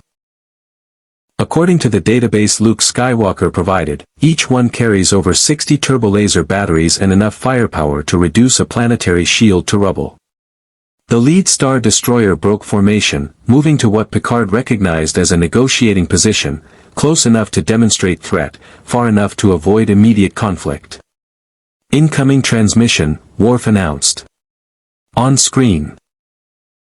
The face that appeared was human, male, perhaps 50 years old with a severe military bearing and cold, calculating eyes. He wore an imperial uniform immaculate in its precision, every detail suggesting a man who valued control and order above all else.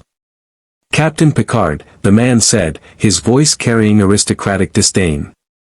I am Grand Admiral Thawne, commander of this expeditionary force. You are surrounded, outgunned, and trapped. I suggest you surrender your vessel immediately. Grand Admiral, Picard replied calmly, I'm afraid I don't recognize your authority. This is Federation space. This is no one's space, Thawne interrupted. And your Federation doesn't exist here. You're an anomaly, Captain. A curiosity. And like all curiosities, you belong in the hands of those who can properly study you. By force. If necessary. Your technology represents a quantum leap beyond anything this galaxy has achieved. Matter transporters, replicators, power generation systems that make our reactors look primitive. I've spent the last week analyzing every scrap of data available on your ship. Do you know what I realized? Thawne leaned forward. You're not warriors. You're explorers pretending to. Of it, the moral calculus that came with command. These weren't Borg drones or automated weapons. They were living beings, some probably conscripts or mercenaries who had no real choice in being here. "Captain," Troy said softly, "I'm sensing something from their fleet. Not from Thawne, he's shielded, disciplined. But from the other vessels. Fear. Desperation. Some of these crews aren't here willingly. They're afraid of what happens if they fail. Which means Thawne has leverage over them," Picard concluded. "He's assembled this force through coercion as much as payment." His combadge chirped. "Engineering to bridge. Captain, we've got a problem. I'm detecting energy signatures inside the ship. Someone's beamed aboard." "That's impossible," Riker said. "Our shields are up." "Not impossible," Geordi's voice carried frustration. "Clever. They used our own transporter protocols against us. Someone studied our technology carefully enough to create a phase variance that allowed penetration of our shields. I've got at least 20 intruders scattered across 7 decks. Security teams, respond," Worf ordered immediately. "Intruder alert, all hands." "Belay that," Picard said sharply. Everyone turned to stare at him. "Mr. Worf, I want those intruders contained, not killed. Use phasers on stun only. I will not have deaths on this ship if we can avoid them." "Captain, they will not show us the same restraint." "That's an order, Lieutenant." Worf's jaw clenched, but he nodded curtly.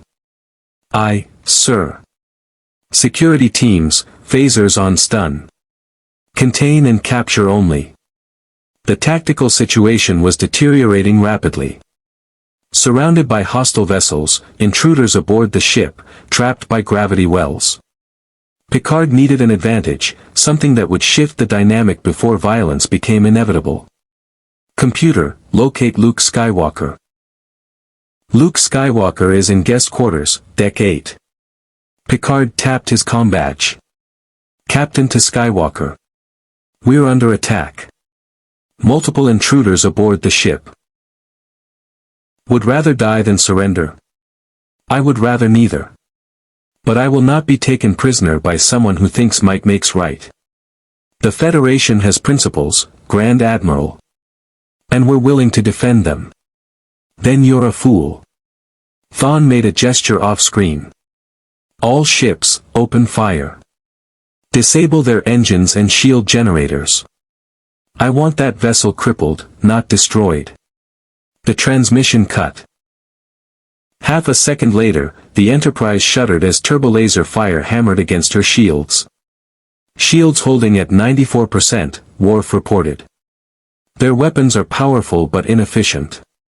Current rate of fire would require approximately 47 minutes to deplete our shields." "Return fire," Picard ordered. "Target their weapon systems only. I want them disabled, not destroyed." "Aye, sir."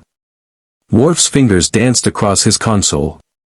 Firing phasers. The Enterprise's phaser arrays lanced out, brilliant beams of concentrated energy that sliced through the attacking vessel's shields with surgical precision. One Star Destroyer's forward turbolaser batteries exploded in cascading secondary detonations. A Hutt cartel cruiser lost half its weapons in a single strike. "Their shields are weaker than anticipated," Worf observed with satisfaction. "Our phasers are modulating at frequencies they cannot compensate for. Maintain fire. Helm, evasive pattern Delta 3. Keep us moving." The Enterprise began a complex dance through space, her impulse engines pushing her through maneuvers that capital ships in this galaxy couldn't match. She was larger than most Star Destroyers, but she moved with the agility of a fighter, twisting and rolling to present minimal target profiles while her weapons continued their precise assault. "Captain," Data reported, "the interdictor cruisers are repositioning. They are attempting to strengthen the gravity well in our immediate vicinity. Time to warp capability if we eliminate the interdictors. Approximately 30 seconds once. Because the Federation has made those mistakes before. And how many people died while the Federation stood by and did nothing? I don't know. And that's the point, we'll never know. We can count the harm we cause, but we can never count the harm we might have prevented. It's an impossible calculation. Luke stood, moving to the window. For a long moment, they stood side by side, watching the stars. My father fell to the dark side because he was afraid of loss, Luke said softly. He tried to prevent suffering and ended up causing more suffering than he ever imagined. The Jedi Order fell because they were afraid of emotion, afraid of attachment, afraid of the very things that make us human. Fear is the path to the dark side, Captain. And I think your Prime Directive is born from fear more than wisdom. Then what would you have me do? Stop being afraid. Make the hard choices. Accept that you'll sometimes be wrong, but try anyway. Use your power to help people, not hoard it out of fear of consequences. Luke turned to face him. You have technology that could save millions of lives. You have knowledge that could prevent wars. You have the capacity to make this galaxy better. And you're refusing to do it because you're afraid you might make it worse. And if I'm right to be afraid? Then we'll deal with the consequences together. But at least we'll have tried. Picard didn't respond. He couldn't. Because Luke Skywalker, this young Force user trying to rebuild an ancient order, had articulated the doubt that had haunted Picard for decades. Was the Prime Directive wisdom? Or was it just a convenient excuse for avoiding difficult moral choices? He didn't know. But he was beginning to suspect that before this journey ended, he would have to find an answer. The diplomatic fallout from the battle began within hours. Picard sat in a secured conference room aboard the New Republic flagship Home 1, facing a semicircle of officials whose expressions ranged from grateful to deeply suspicious. Mon Mothma was present, as were Admiral Akbar, General Organa, and 3 senators Picard hadn't met, representatives from the Military Oversight Committee. 27 vessels, Senator Tolwer said, a Bothan with rust-colored fur and sharp, intelligent eyes. Grand Admiral Thawne assembled a fleet of 27 vessels specifically to capture your ship, Captain. That represents a level of coordination and resources that terrifies us. Why? Picard asked, though he suspected he knew the answer. Because it means the Imperial remnants are more organized than we realized, Mon Mothma replied. We've been treating them as scattered warlords, competing factions too busy fighting each other to pose a unified threat. This operation proves otherwise. Someone coordinated multiple factions, Imperial loyalists, criminal syndicates, mercenary companies, toward a single objective. The Enterprise, Leia Organa said flatly. You've become a rallying point, Captain. The prize valuable enough to make enemies work together. Which creates a strategic problem, Admiral Akbar continued, his voice carrying the weight of military experience. We can protect you from opportunistic attacks, but if the remnants continue to coordinate against you, we'll be forced to divert resources we desperately need elsewhere. Entire sectors are barely defended. Worlds are crying out for Republic protection. And instead, we're mobilizing fleets to guard a single ship. The implications were clear. The Enterprise had become a liability to the very people trying to help them. I appreciate your candor, Admiral, Picard said. What are you suggesting? Senator Tolwer leaned forward. Integration. Your ship joins the New Republic fleet officially. Your crew receives something unprecedented, a truly democratic government spanning the entire galaxy. But they're struggling. Resources are limited, public support is waning in sectors that aren't seeing immediate benefits, and the Imperial remnants are more dangerous than they're admitting publicly. And if we integrate with their military, you become part of their struggle. You'll be asked to fight battles that aren't yours, make compromises that violate your principles, choose between competing goods with no clear right answer. Luke's expression was troubled. But if you don't integrate, you'll be targeted continuously by everyone who sees you as a prize. The middle path you're trying to walk, it's narrowing, Captain. Soon, you'll have to choose a side or be consumed by those trying to claim you. There's another option, Mara Jade said suddenly. Everyone turned to look at her. You leave Republic space entirely. Head to the unknown regions or the Outer Rim. Find an isolated system where you can establish a base, conduct your research, and search for a way home without being constantly harassed by factions trying to exploit you. Isolation, Picard said. Abandoning the people who've helped us. Survival, Mara corrected. You don't owe the New Republic anything, Captain. They're helping you because they see strategic value in your ship. The moment that calculus changes, they'll turn on you just as quickly as the Imperial remnants did. You don't believe that, Troy said softly, her empathic senses reading the conflict beneath Mara's cynical words. You want to believe it, but you don't. Mara's jaw tightened. What I believe is irrelevant.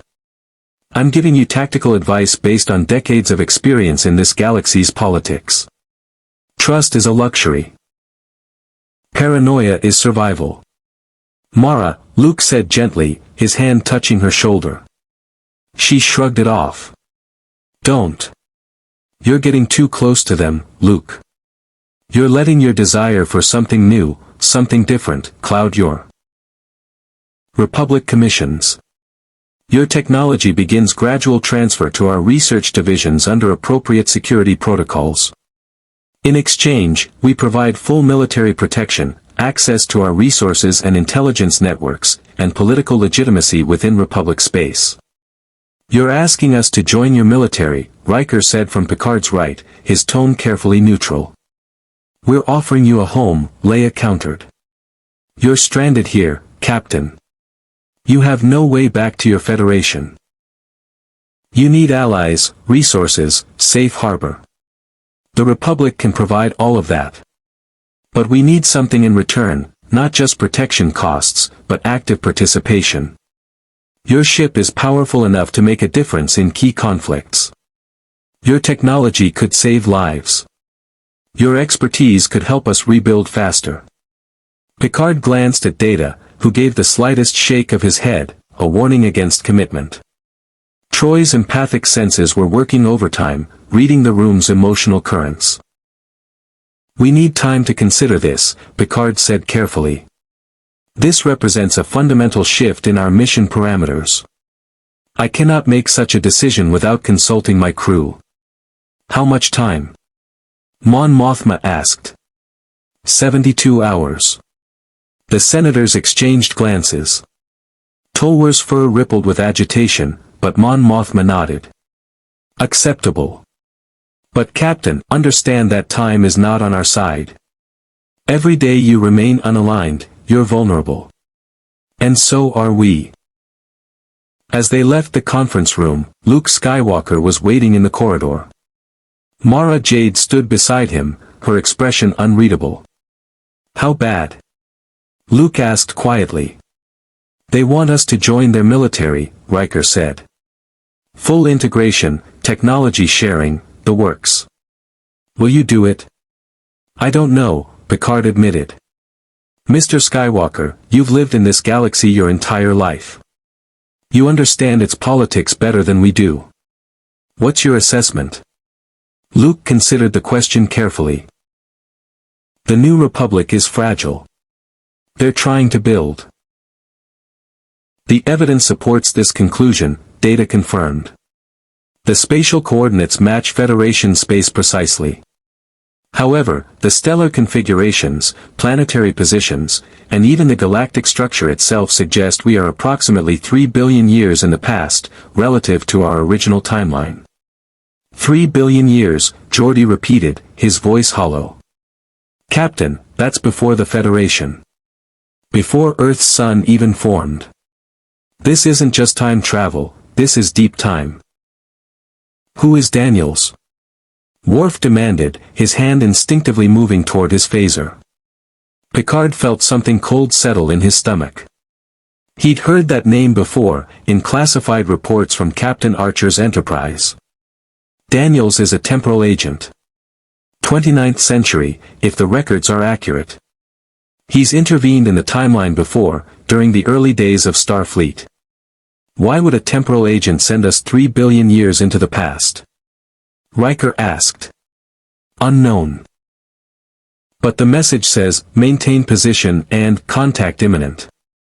Someone is coming for us. Or someone already knows we're here. Captain, Data said, highlighting another section of the holographic display, there is additional information. The anomaly contained coordinates, a location approximately 3 light-years from our current position. And a timestamp, 48 hours from now. A rendezvous point, Picard concluded. We're being summoned. Luke had been listening in silence, but now he spoke, his voice carrying an edge Picard hadn't heard before. 3 billion years in the past. Captain, do you understand what that means for us? For this galaxy? I'm beginning to, Picard said quietly. The Force has existed for as long as anyone can remember. The Jedi Order's records go back 25,000 years, but the Force itself is older. Much older. Ancient texts speak of the Force as eternal, unchanging, the fundamental fabric of reality. Luke's hands clenched into fists. But if you're from 3 billion years in the future, if you're from a time when the Force doesn't exist, then the Force isn't eternal, Picard finished. It had a beginning. And presumably, it will have an end. The implications crashed over them like a wave. Everything Luke believed, everything the Jedi and Sith had built their philosophies around, was based on the assumption that the Force was fundamental to existence itself. Learning it was temporary, that it would eventually cease to exist. Undermined the entire foundation of Force philosophy. This changes everything, Luke said, his voice barely a whisper. If the Jedi knew this, if the Sith knew this, the entire conflict between light and dark becomes meaningless. We're not fighting over eternal truth. We're fighting over temporary power. We don't know that for certain, Troy said gently. The message could be wrong. Or there could be explanations we haven't considered. No, Data said, his android certainty cutting through the uncertainty. Counselor Troy's hypothesis is unlikely. Our sensors have confirmed that the Force is a measurable quantum phenomenon localized to this galactic region. In our time, 3 billion years from now, no such phenomenon exists in this spatial location. The logical conclusion is that the Force emerged at some point in this galaxy's history and will eventually dissipate or be destroyed. Luke staggered slightly, and Mara Jade, who had returned to engineering at some point, moved to steady him. For the first time since meeting them, Picard saw genuine fear in the young Jedi's eyes. I need to meditate on this, Luke said. I need to understand what this means. He left engineering quickly, Mara following after a long look at Picard that carried both accusation and something else, a question, perhaps, about whether knowledge was always better than ignorance. When they were gone, Riker turned to Picard. Sir, if we're really 3 billion years in the past, then everything we do here could affect the time. The temporal Prime Directive is very clear, Picard interrupted. We do not interfere with historical events. We do not alter the timeline. And we certainly do not introduce technology or knowledge that could change the course of civilizations. He paused, feeling the weight of command settling over him once again. But the temporal Prime Directive also assumes we know what the correct timeline is. If Daniel sent us here deliberately, then perhaps our presence is part of the timeline. Perhaps we're supposed to be here. Or perhaps someone's trying to change history, Worf said darkly, and we're the instrument of that change. Either way, Geordi said, we need to make a decision. Do we go to these coordinates? Meet with whoever or whatever is waiting for us? Or do we ignore the message and try to find our own way home? Picard walked to the warp core, watching the matter-antimatter reaction pulse with barely contained power. 3 billion years. The number was almost incomprehensible. Everything they knew, Earth, the Federation, humanity itself, was impossibly far in the future. They were alone in a galaxy that would one day become familiar but was now utterly alien. And yet, they had a responsibility. To their crew. To their principles. To the timeline itself. "We keep the rendezvous," Picard said finally. "But we do it carefully. Maximum alert, shields up, weapons ready. We find out what Daniels wants, why we're here, and how we get home. And until we have those answers, we make no commitments to any faction in this galaxy. Not the New Republic, not the Imperial remnants, not anyone. That's going to make us enemies," Riker warned. "We already have enemies, number one. At least this way, we'll be choosing our path rather than having it chosen for us." Picard returned to the bridge, his officers following. They had 48 hours before the rendezvous. 48 hours to prepare for whatever waited at those coordinates. 48 hours to figure out why a temporal agent had sent them 3 billion years into the past and dropped them into the middle of a galaxy-spanning conflict. And 48 hours to decide whether the knowledge they carried, knowledge of the Force's eventual disappearance, knowledge of technology far beyond this era's capabilities, knowledge of events that wouldn't occur for billions of years, was a gift or a curse. As Picard settled into his command chair, watching the stars that were both alien and familiar, he couldn't shake the feeling that they had crossed a threshold. The question wasn't whether they would change this galaxy. The question was whether that change would save it or doom it. And whether they would live long enough to find out. The coordinates led them to an unremarkable system on the edge of charted space, a dying red dwarf orbited by 3 barren rocks and a gas giant slowly losing mass to stellar wind. It was the kind of system that appeared on star charts but attracted no attention, held no resources worth exploiting, and served no strategic purpose. Which made it perfect for a clandestine meeting. The Enterprise dropped out of warp at the system's edge, shields raised, weapons armed, every sensor array scanning for anomalies. The New Republic had offered escort vessels, but Picard had declined. Whatever happened here, he wanted the Enterprise to face it alone. Sensor sweep complete, data reported from ops. No vessels detected. No spatial anomalies. No unusual energy signatures. The system appears uninhabited. Maintain yellow alert, Picard ordered. Mr. Worf, keep weapons ready but not charged. I don't want to appear hostile to whoever arranged this meeting. If anyone arranged it, Riker muttered. Sir, we're trusting a message embedded in a spatial anomaly by someone claiming to be a temporal agent we have no way to verify. This could be an elaborate trap. Noted, number 1. But we're here now. We'll see it through. They waited. Minutes stretched into an hour.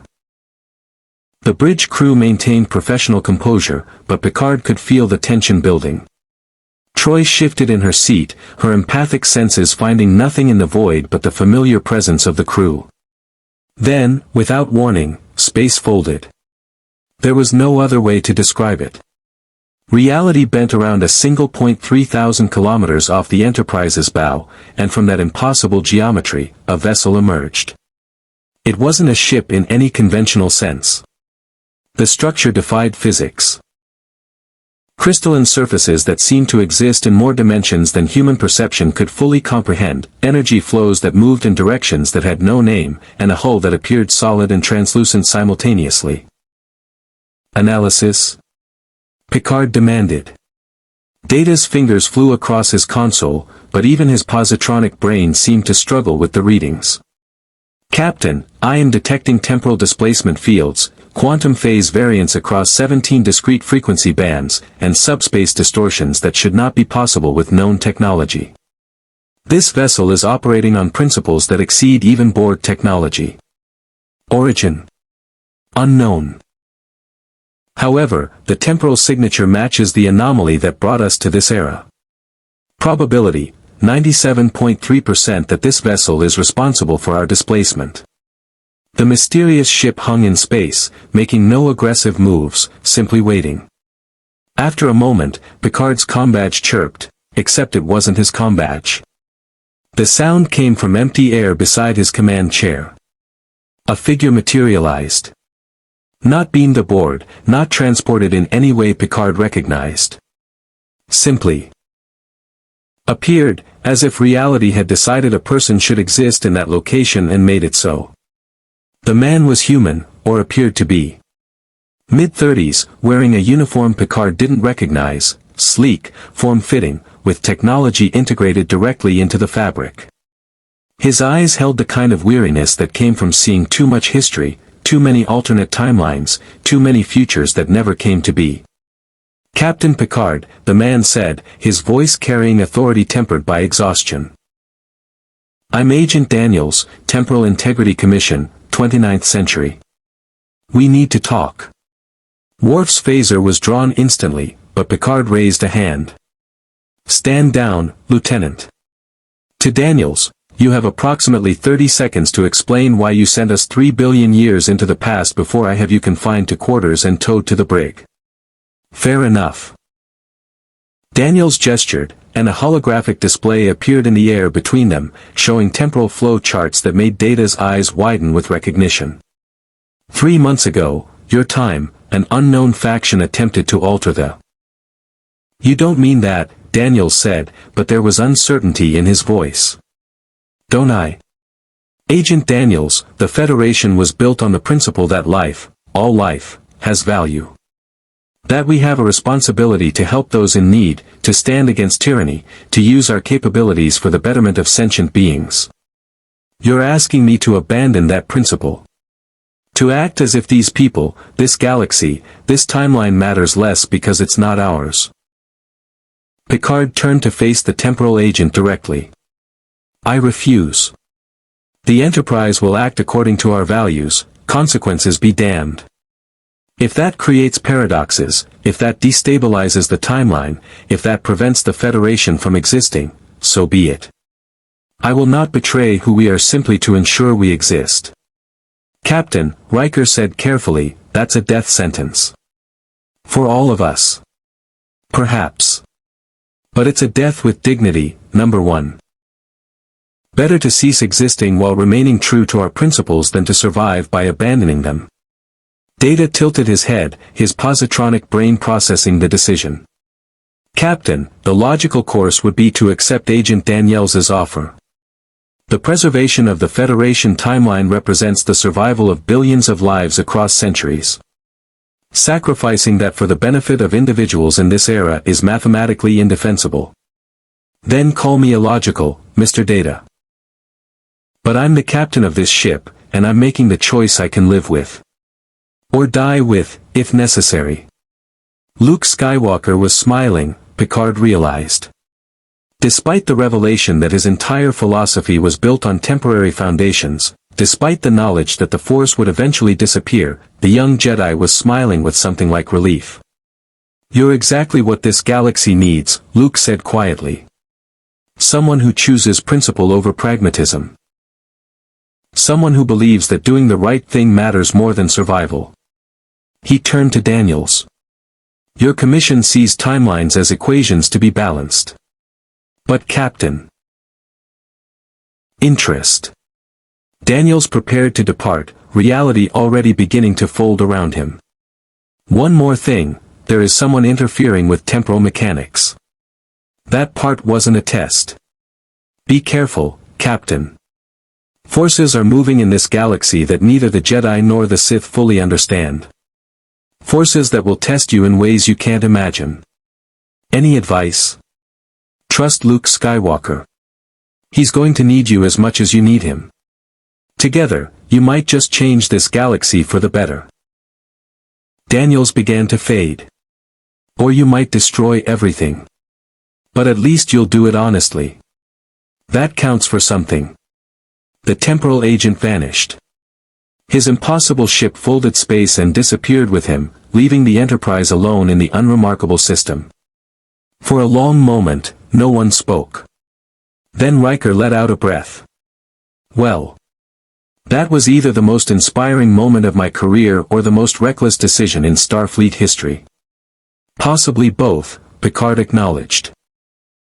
He turned to Luke and Mara.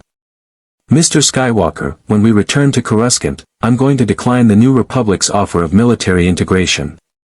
But I am going to offer them something else, genuine partnership. Technology sharing on carefully selected projects. Medical assistance to worlds suffering from treatable diseases. Educational exchanges. Everything we can do to help without imposing our culture or creating dependency. They'll want more, Mara warned. I'm sure they will. And we'll negotiate. Set boundaries. Maintain our principles while acknowledging our responsibility to help when we can. Picard smiled slightly. It won't be easy. We'll make mistakes. But we'll make them honestly, and we'll learn from them. Luke extended his hand. Thank you, Captain. For choosing to stay. For choosing to help.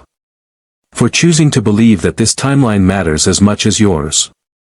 Picard shook his hand.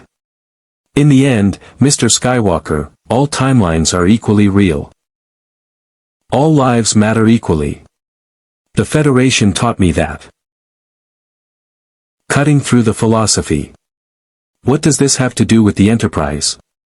Why are they here? What's their role in all of this? Daniels hesitated, and Picard recognized the expression, the look of someone deciding how much truth to reveal. The Enterprise's presence is creating temporal interference. Your technology, your knowledge, your very existence is affecting how events unfold in this era. We've detected changes in the timeline, small ones so far, but accelerating. Decisions that should have been made differently. Conflicts that should have resolved other ways. And most concerning, Force users in this era are becoming aware of alternative possibilities. He looked at Luke directly.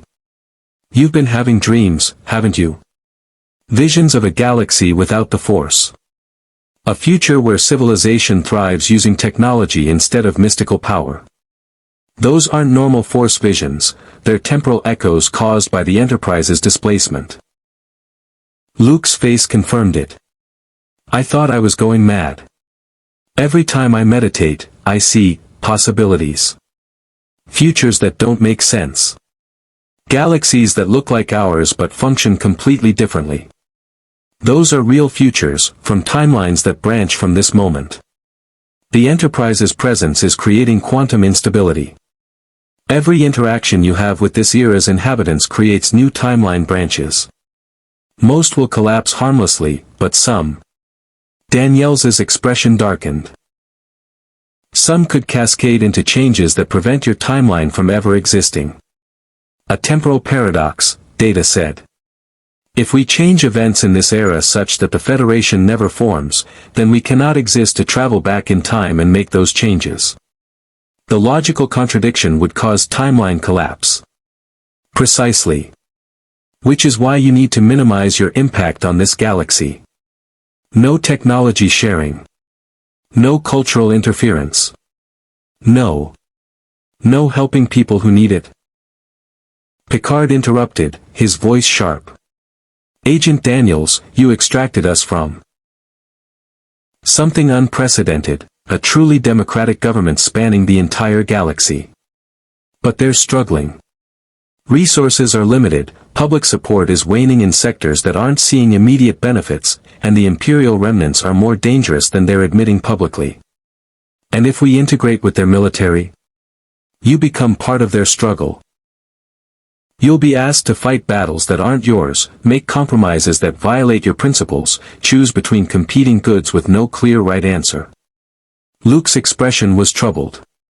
But if you don't integrate, you'll be targeted continuously by everyone who sees you as a prize. The middle path you're trying to walk, it's narrowing, Captain. Soon, you'll have to choose a side or be consumed by those trying to claim you. There's another option, Mara Jade said suddenly. Everyone turned to look at her. You leave Republic space entirely. Head to the unknown regions or the Outer Rim. Find an isolated system where you can establish a base, conduct your research, and search for a way home without being constantly harassed by factions trying to exploit you. Isolation, Picard said. Abandoning the people who've helped us. Survival, Mara corrected. You don't owe the New Republic anything, Captain. They're helping you because they see strategic value in your ship. The moment that calculus changes, they'll turn on you just as quickly as the Imperial remnants did. You don't believe that, Troy said softly, her empathic senses reading the conflict beneath Mara's cynical words. You want to believe it, but you don't. Mara's jaw tightened. What I believe is irrelevant. I'm giving you tactical advice based on decades of experience in this galaxy's politics. Trust is a luxury. Paranoia is survival.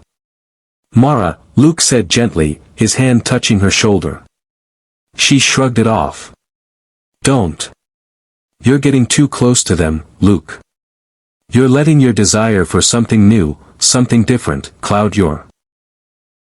Our timeline without consent dropped us into the middle of a galactic conflict, and now you're telling us we can't act according to our principles because it might create paradoxes? I'm telling you that your principles could destroy reality itself. The shout echoed across the bridge. Daniels took a breath, visibly composing himself. Captain, I understand your frustration. You're a good man trying to do the right thing in impossible circumstances. But the right thing in your era might be the wrong thing here. The stakes are larger than you can imagine. Then enlighten me, Picard said coldly. Daniels manipulated the holographic display one final time, showing a timeline that stretched from their current position to the far future. But instead of a single line, it showed thousands of branching paths, most of them ending in black voids. These are potential futures based on your actions in this era. The black voids represent timeline collapse, realities that cannot exist because they contain fatal logical contradictions. Currently, 93% of potential timelines end in collapse. Only 7% lead to stable futures. And of those 7%, only a handful result in the Federation existing as you know it. He highlighted one thin golden thread among the chaos. This is the timeline you came from. The one where you investigate the neutral zone anomaly and die, but the Federation survives and eventually develops into the civilization you know. This timeline has a 76% stability rating, high enough to likely persist. Then he highlighted another thread, this one in silver. This is the timeline we created by extracting you. Currently, it has a 42% stability rating and dropping. Every action you take here creates new branches, and most of them lower the stability further. You're asking us to do nothing, Riker said, disbelief in his voice. To sit idle while people suffer, while conflicts we could help resolve tear. 48 hours to figure out why a temporal agent had sent them 3 billion years into the past and dropped them into the middle of a galaxy-spanning conflict. And 48 hours to decide whether the knowledge they carried, knowledge of the Force's eventual disappearance, knowledge of technology far beyond this era's capabilities, knowledge of events that wouldn't occur for billions of years, was a gift or a curse. As Picard settled into his command chair, watching the stars that were both alien and familiar, he couldn't shake the feeling that they had crossed a threshold. The question wasn't whether they would change this galaxy. The question was whether that change would save it or doom it. And whether they would live long enough to find out. 3 months after the encounter with Daniels, the Enterprise hung in orbit above Ryloth, a world scarred by generations of slavery and exploitation. Below, in the planet's capital city, Dr. Beverly Crusher worked alongside New Republic medical teams, treating diseases that Federation medical science had eliminated centuries ago. Geordi LaForge consulted with Twi'lek engineers on power distribution systems, showing them how to optimize their aging infrastructure without directly providing replicator technology. On the Enterprise bridge, Picard reviewed reports with satisfaction. They had found their balance, helping without imposing, sharing knowledge without creating dependency, engaging with this galaxy's struggles while maintaining their Federation principles. But balance, as he was learning, was a fragile thing. Captain, Worf said from tactical, his tone carrying warning. Long-range sensors are detecting unusual activity in the unknown regions. Multiple hyperspace signatures converging on a single point. Energy readings are. Captain, they're off the scale. Picard stood immediately. On screen. The view screen showed sensor data from the galactic edge, a region of space that even this era's extensive star charts left mostly blank. But something was happening there, something that registered even at extreme range. Massive energy discharges, spatial distortions, and what appeared to be a coordinated military operation involving hundreds of vessels. Mr. Data, Analysis. The energy signatures do not match any known technology in this galaxy, Data reported, his fingers moving rapidly across his console. The spatial distortions are similar to those we observed with Agent Daniels' vessel. Captain, I believe we are observing a temporal incursion in progress. Before Picard could respond, his ready room door chimed. Come. Luke Skywalker entered, Mara Jade beside him. But the Jedi's expression immediately told Picard this wasn't a social visit. Luke looked. If the Force is indeed a temporary phenomenon as Agent Daniels suggested, then these vergences represent the strongest connections between the Force and physical reality. Eliminating them would weaken the Force's presence in this galaxy. Destroying the Force deliberately, Riker said, understanding dawning. That's what we're seeing. Someone from the future, from our time, perhaps, is trying to accelerate the Force's disappearance. But that would collapse the timeline, Troy objected. If the Force disappears too early, everything that depends on it would cease to exist. The Jedi, the Sith, thousands of years of history. The paradoxes would be catastrophic. Unless, Luke said quietly, that's the point. Unless someone wants this timeline to collapse. Wants to erase this version of history and replace it with something else. A heavy silence fell over the room as the implications settled. They were facing an adversary who was willing to destroy an entire timeline. Billions of years of history, countless trillions of lives, to achieve their objective. We need to stop them, Picard said firmly. Whatever they're planning, whoever they are, we cannot allow them to succeed. The integrity of the timeline. Captain, Worf interrupted, which he almost never did. Long-range sensors are detecting a massive spatial distortion. Something is emerging from the unknown regions. Something. Captain, it's heading directly for Coruscant. Estimated time to arrival. 6 hours. The view screen shifted to show sensor readings of something impossible. A fleet, but not like any fleet in this galaxy's history. Vessels that seem to exist partially outside normal spacetime, their hulls flickering between dimensions. And at the center, a massive structure that defied categorization, part ship, part station, part something that had no name in any language. The energy signature matches Agent Daniels' temporal vessel, Data reported, his voice carrying an edge of concern that was. Sith relics, items of historical significance. Every artifact was stolen, and the security teams have no memory of what happened. They simply woke up hours later to find the facility emptied and the artifacts gone. Casualties? Picard asked. None, surprisingly. Whoever conducted this operation wanted the artifacts but wasn't interested in killing. They just erased themselves from the guards' memories. Captain, we've consulted with what few Force experts we have access to, and the consensus is that this isn't Sith, isn't Jedi, isn't anything from this galaxy's known Force traditions. This is something new. Luke stepped forward so Mothma could see him.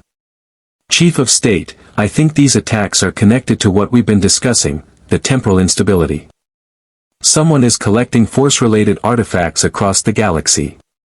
They're building toward something. Agreed, Mothma said. Which is why I'm invoking the mutual defense clause of our partnership agreement with the Federation. Captain Picard, we need the Enterprise to investigate these disappearances. Your sensors can detect temporal anomalies that our technology can't even register. You might be our only chance to understand what's happening before it's too late. Picard looked at his senior officers, Riker, Data, Worf, Troy. Each of them met his gaze steadily, understanding the choice before him. They could maintain their cautious distance, continue their limited engagement, avoid deeper entanglement in this galaxy's crises. Or they could commit fully, accept the risks, and trust that doing the right thing would lead to the right outcome. "We'll investigate," Picard said. "But I need full access to Republic intelligence on these disappearances. Every report, every sensor log, every witness account. You'll have it within the hour," Mothma promised. "Captain, I want you to know. The New Republic understands that you've been cautious about involvement. We respect that. But this threat appears to transcend our political differences. If reality itself is at stake, then Federation principles and Republic interests align perfectly." "Agreed. We'll begin our investigation immediately." Picard out. The hologram faded. Picard stood, tugging his uniform jacket into place, that familiar gesture when facing the unknown. "Mr. Worf, recall all away teams. I want the Enterprise at full readiness. Data, begin correlating all available information on these temporal anomalies. Look for patterns, connections, anything that might tell us who's behind this." "Aye, sir." "Luke, I need you to consult with our science teams. Your understanding of the Force combined with our technological analysis might reveal connections we'd otherwise miss." "Of course, Captain." Over the next 48 hours, the Enterprise became a hub of intense investigation. Data and his science teams worked around the clock, cross-referencing temporal anomalies with Force artifact disappearances. Luke Skywalker spent hours in the observation lounge with Federation scientists, attempting to explain Force mechanics in terms that could be measured and analyzed.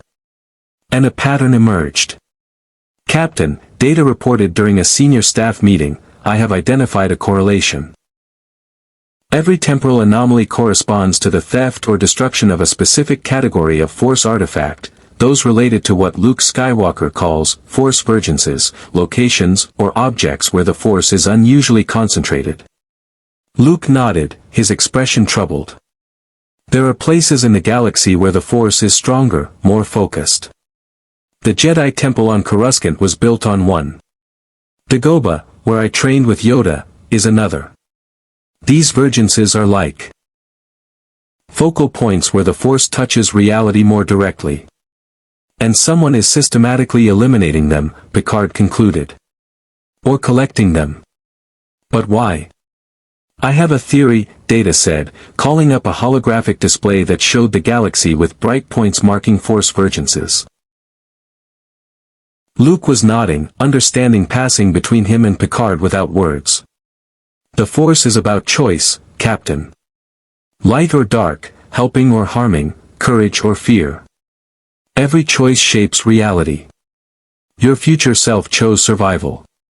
You're choosing integrity. That difference might be enough to shift the entire timeline. Or it might just get us all killed," Mara Jade said pragmatically. "But at least we'll die knowing we did the right thing. That's more than most people get." Picard took a deep breath, feeling the certainty settling over him. This was why he'd joined Starfleet. This was why he'd spent decades in the captain's chair. Not for glory or adventure, but for moments like this, when the right choice was clear even though the cost was unbearable. "All hands, this is the captain," he said, his voice carrying throughout the ship.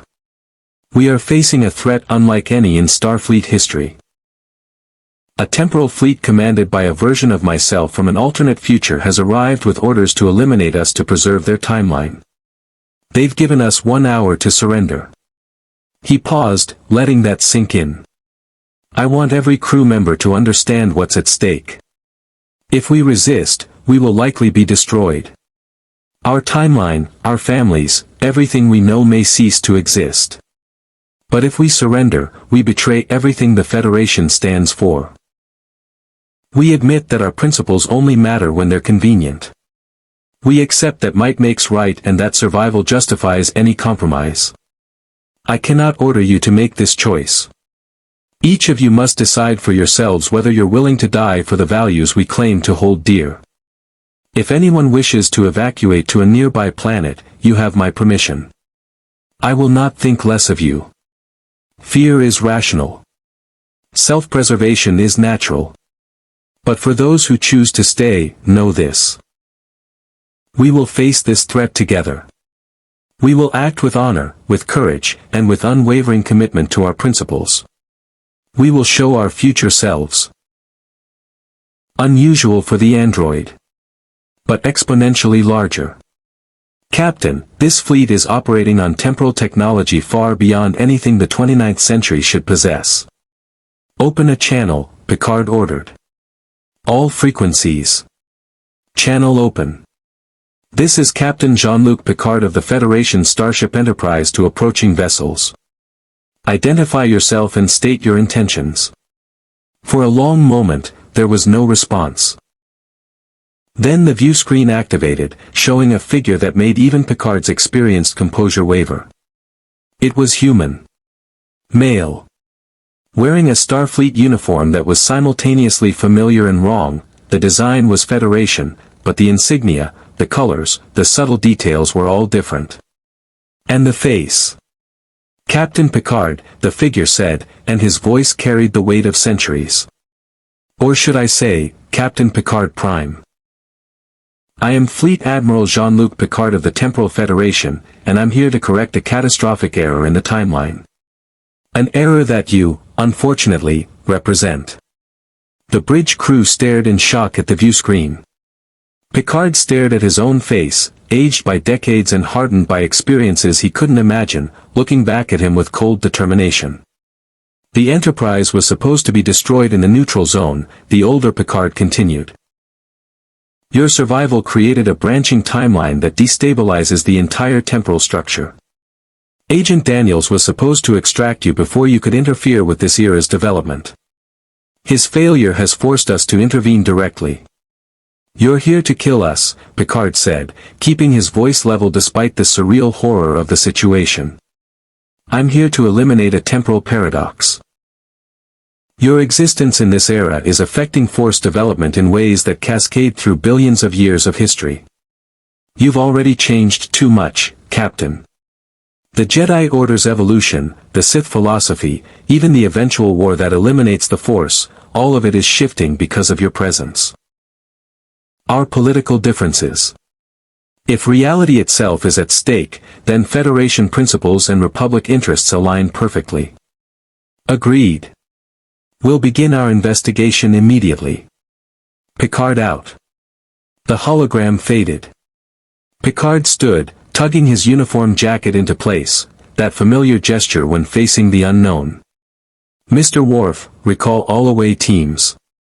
I want the Enterprise at full readiness. Data, begin correlating all available information on these temporal anomalies. Look for patterns, connections, anything that might tell us who's behind this. Aye, sir. Luke, I need you to consult with our science teams. Your understanding of the Force combined with our technological analysis might reveal connections we'd otherwise miss. Of course, Captain. Over the next 48 hours, the Enterprise became a hub of intense investigation. Data and his science teams worked around the clock, cross-referencing temporal anomalies with Force artifact disappearances. Luke Skywalker spent hours in the observation lounge with Federation scientists, attempting to explain Force mechanics in terms that could be measured and analyzed. And a pattern emerged. Captain, Data reported during a senior staff meeting, I have identified a correlation. Every temporal anomaly corresponds to the theft or destruction of a specific category of Force artifact, those related to what Luke Skywalker calls Force vergences, locations or objects where the Force is unusually concentrated. Luke nodded, his expression troubled. There are places in the galaxy where the Force is stronger, more focused. The Jedi Temple on Coruscant was built on one. Dagobah, where I trained with Yoda, is another. These vergences are like focal points where the Force touches reality more directly. And someone is systematically eliminating them, Picard concluded. Or collecting them. But why? I have a theory, Data said, calling up a holographic display that showed the galaxy with bright points marking force vergences. That the Federation's values are worth more than its mere existence. And if we must fall, we will fall standing, not kneeling. This is your captain. Picard out. Silence fell over the bridge. Then, slowly, every officer returned to their stations. Not because they were ordered to. Because they chose to. Sir, the helm officer said, no evacuation requests logged. The crew is staying. Picard felt emotion threaten to overwhelm him but pushed it down. Then let's give them a fight worthy of their courage. Mr. Worf, battle stations. Full power to shields and weapons. Data, prepare quantum torpedoes. We're going to remind my future self what Starfleet officers are truly capable of. As the Enterprise prepared for battle, Luke Skywalker ignited his lightsaber, the green blade humming with barely contained power. Captain, the Force is with you. All of us who believe in something greater than survival, we stand together. Thank you, Luke. Picard looked around his bridge, seeing the faces of people he'd served with for years, people who had become more than crew, they had become family. Whatever happens in the next hour, I want you all to know, it has been the greatest honor of my life to serve with you. The tactical display showed the Temporal Federation fleet advancing, reality itself bending around vessels that operated on principles that shouldn't exist for billions of years. And in the captain's chair of the USS Enterprise, Jean-Luc Picard waited to face his future self, knowing that the next hour would determine not just their survival, but the very nature of what the Federation would become. Not through careful calculation or strategic brilliance. But through the simple, terrible courage of choosing what was right over what was safe. Engage, Picard said quietly. And the Enterprise surged forward to meet its fate. Conclusion. The battle lasted 17 minutes. The Enterprise fought with everything Starfleet engineering could provide, phaser arrays carving through temporal shields that flickered between dimensions, quantum torpedoes detonating against hulls that existed partially outside normal spacetime, evasive maneuvers that pushed the inertial dampeners to their absolute limits. But the Temporal Federation fleet was relentless, precise, and utterly without mercy. Then, in the moment when the Enterprise's shields dropped below 15% and Worf was preparing to initiate autodestruct rather than surrender, something impossible happened. The force vergences ignited.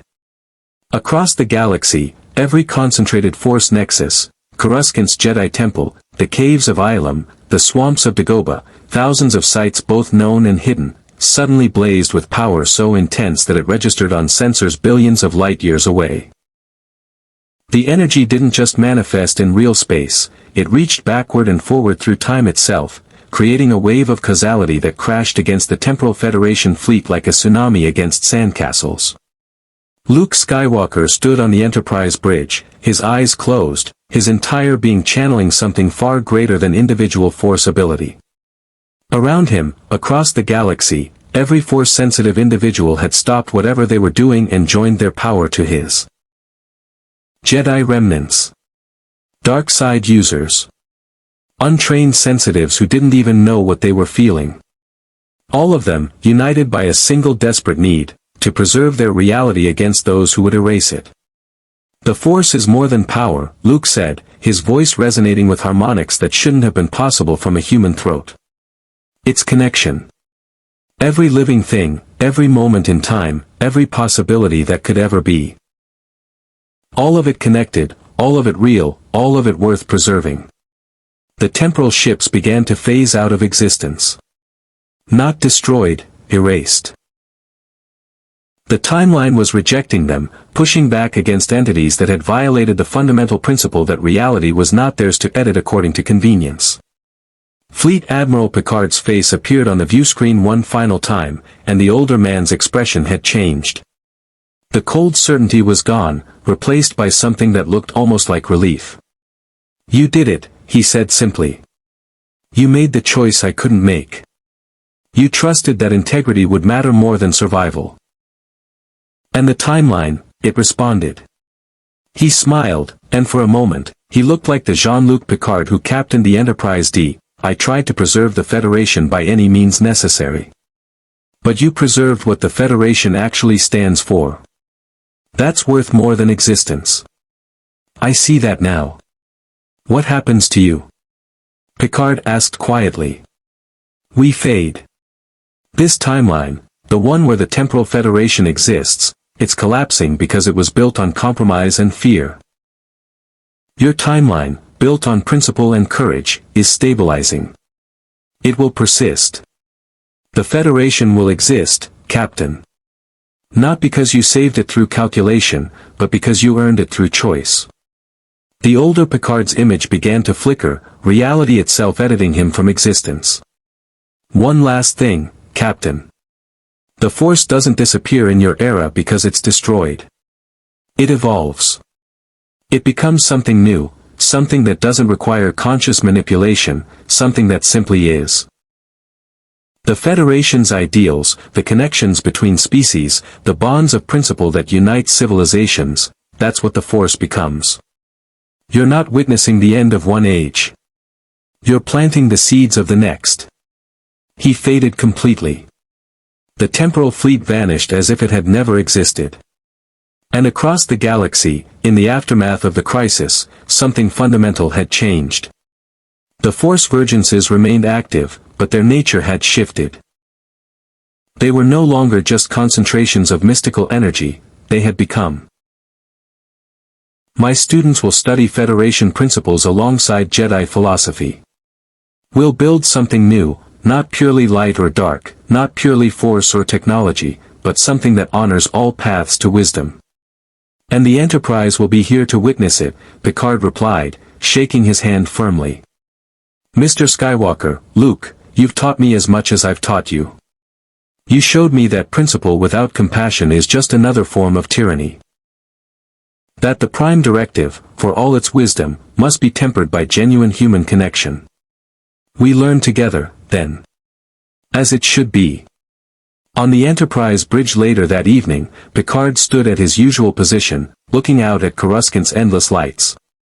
Commander Riker approached, 2 glasses of synthehol in hand. To the future? Riker offered, handing Picard a glass. To all futures, Picard corrected. The one we came from, the one we're building here, and the ones we can't yet imagine. May they all be shaped by courage, integrity, and the fundamental belief that life, all life, in all timelines, matters. They drank in silence, watching the galaxy that had become, against all expectation, home.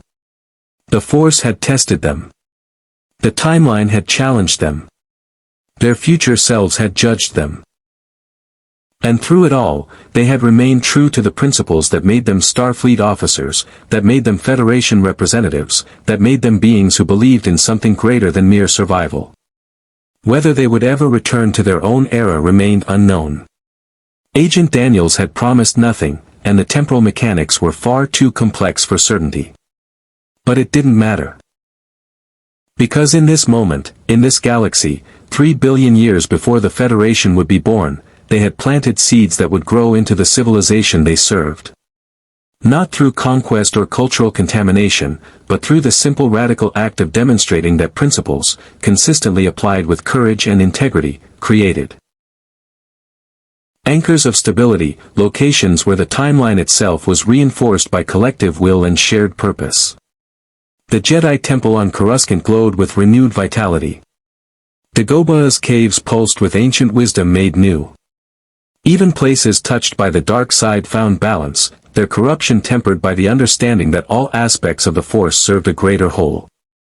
Luke Skywalker collapsed, caught by Mara Jade before he hit the deck.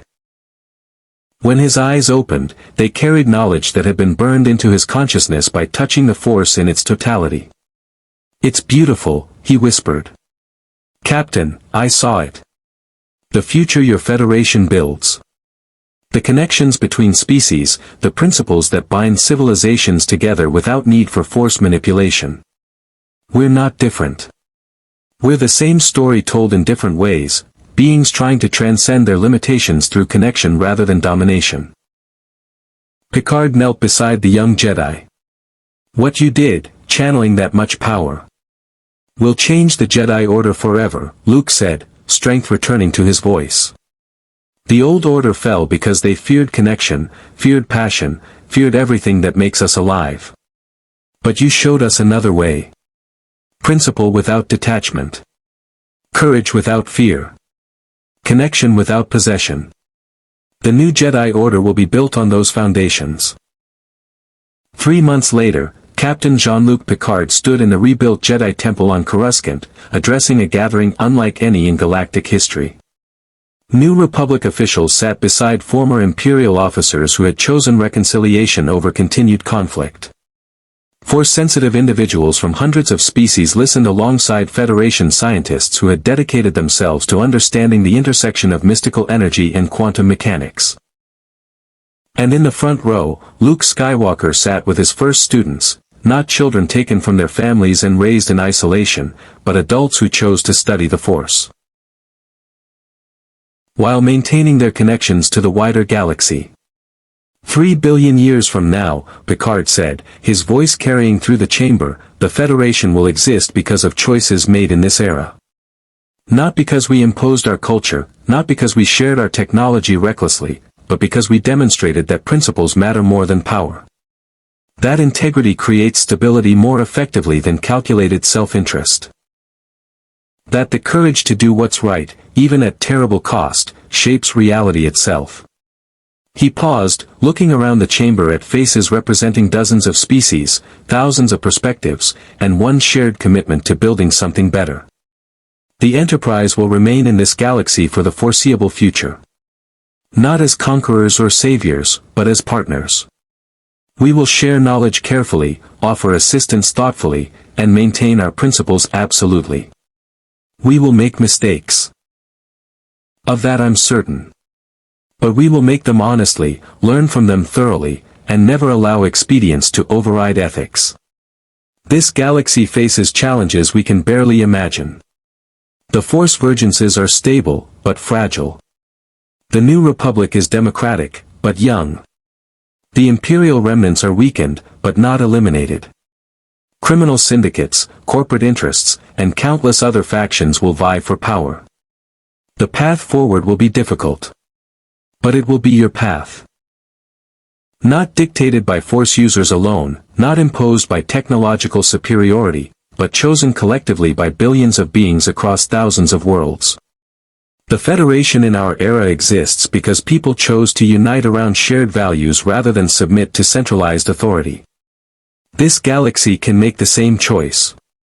And we will help however we can, for as long as we're able.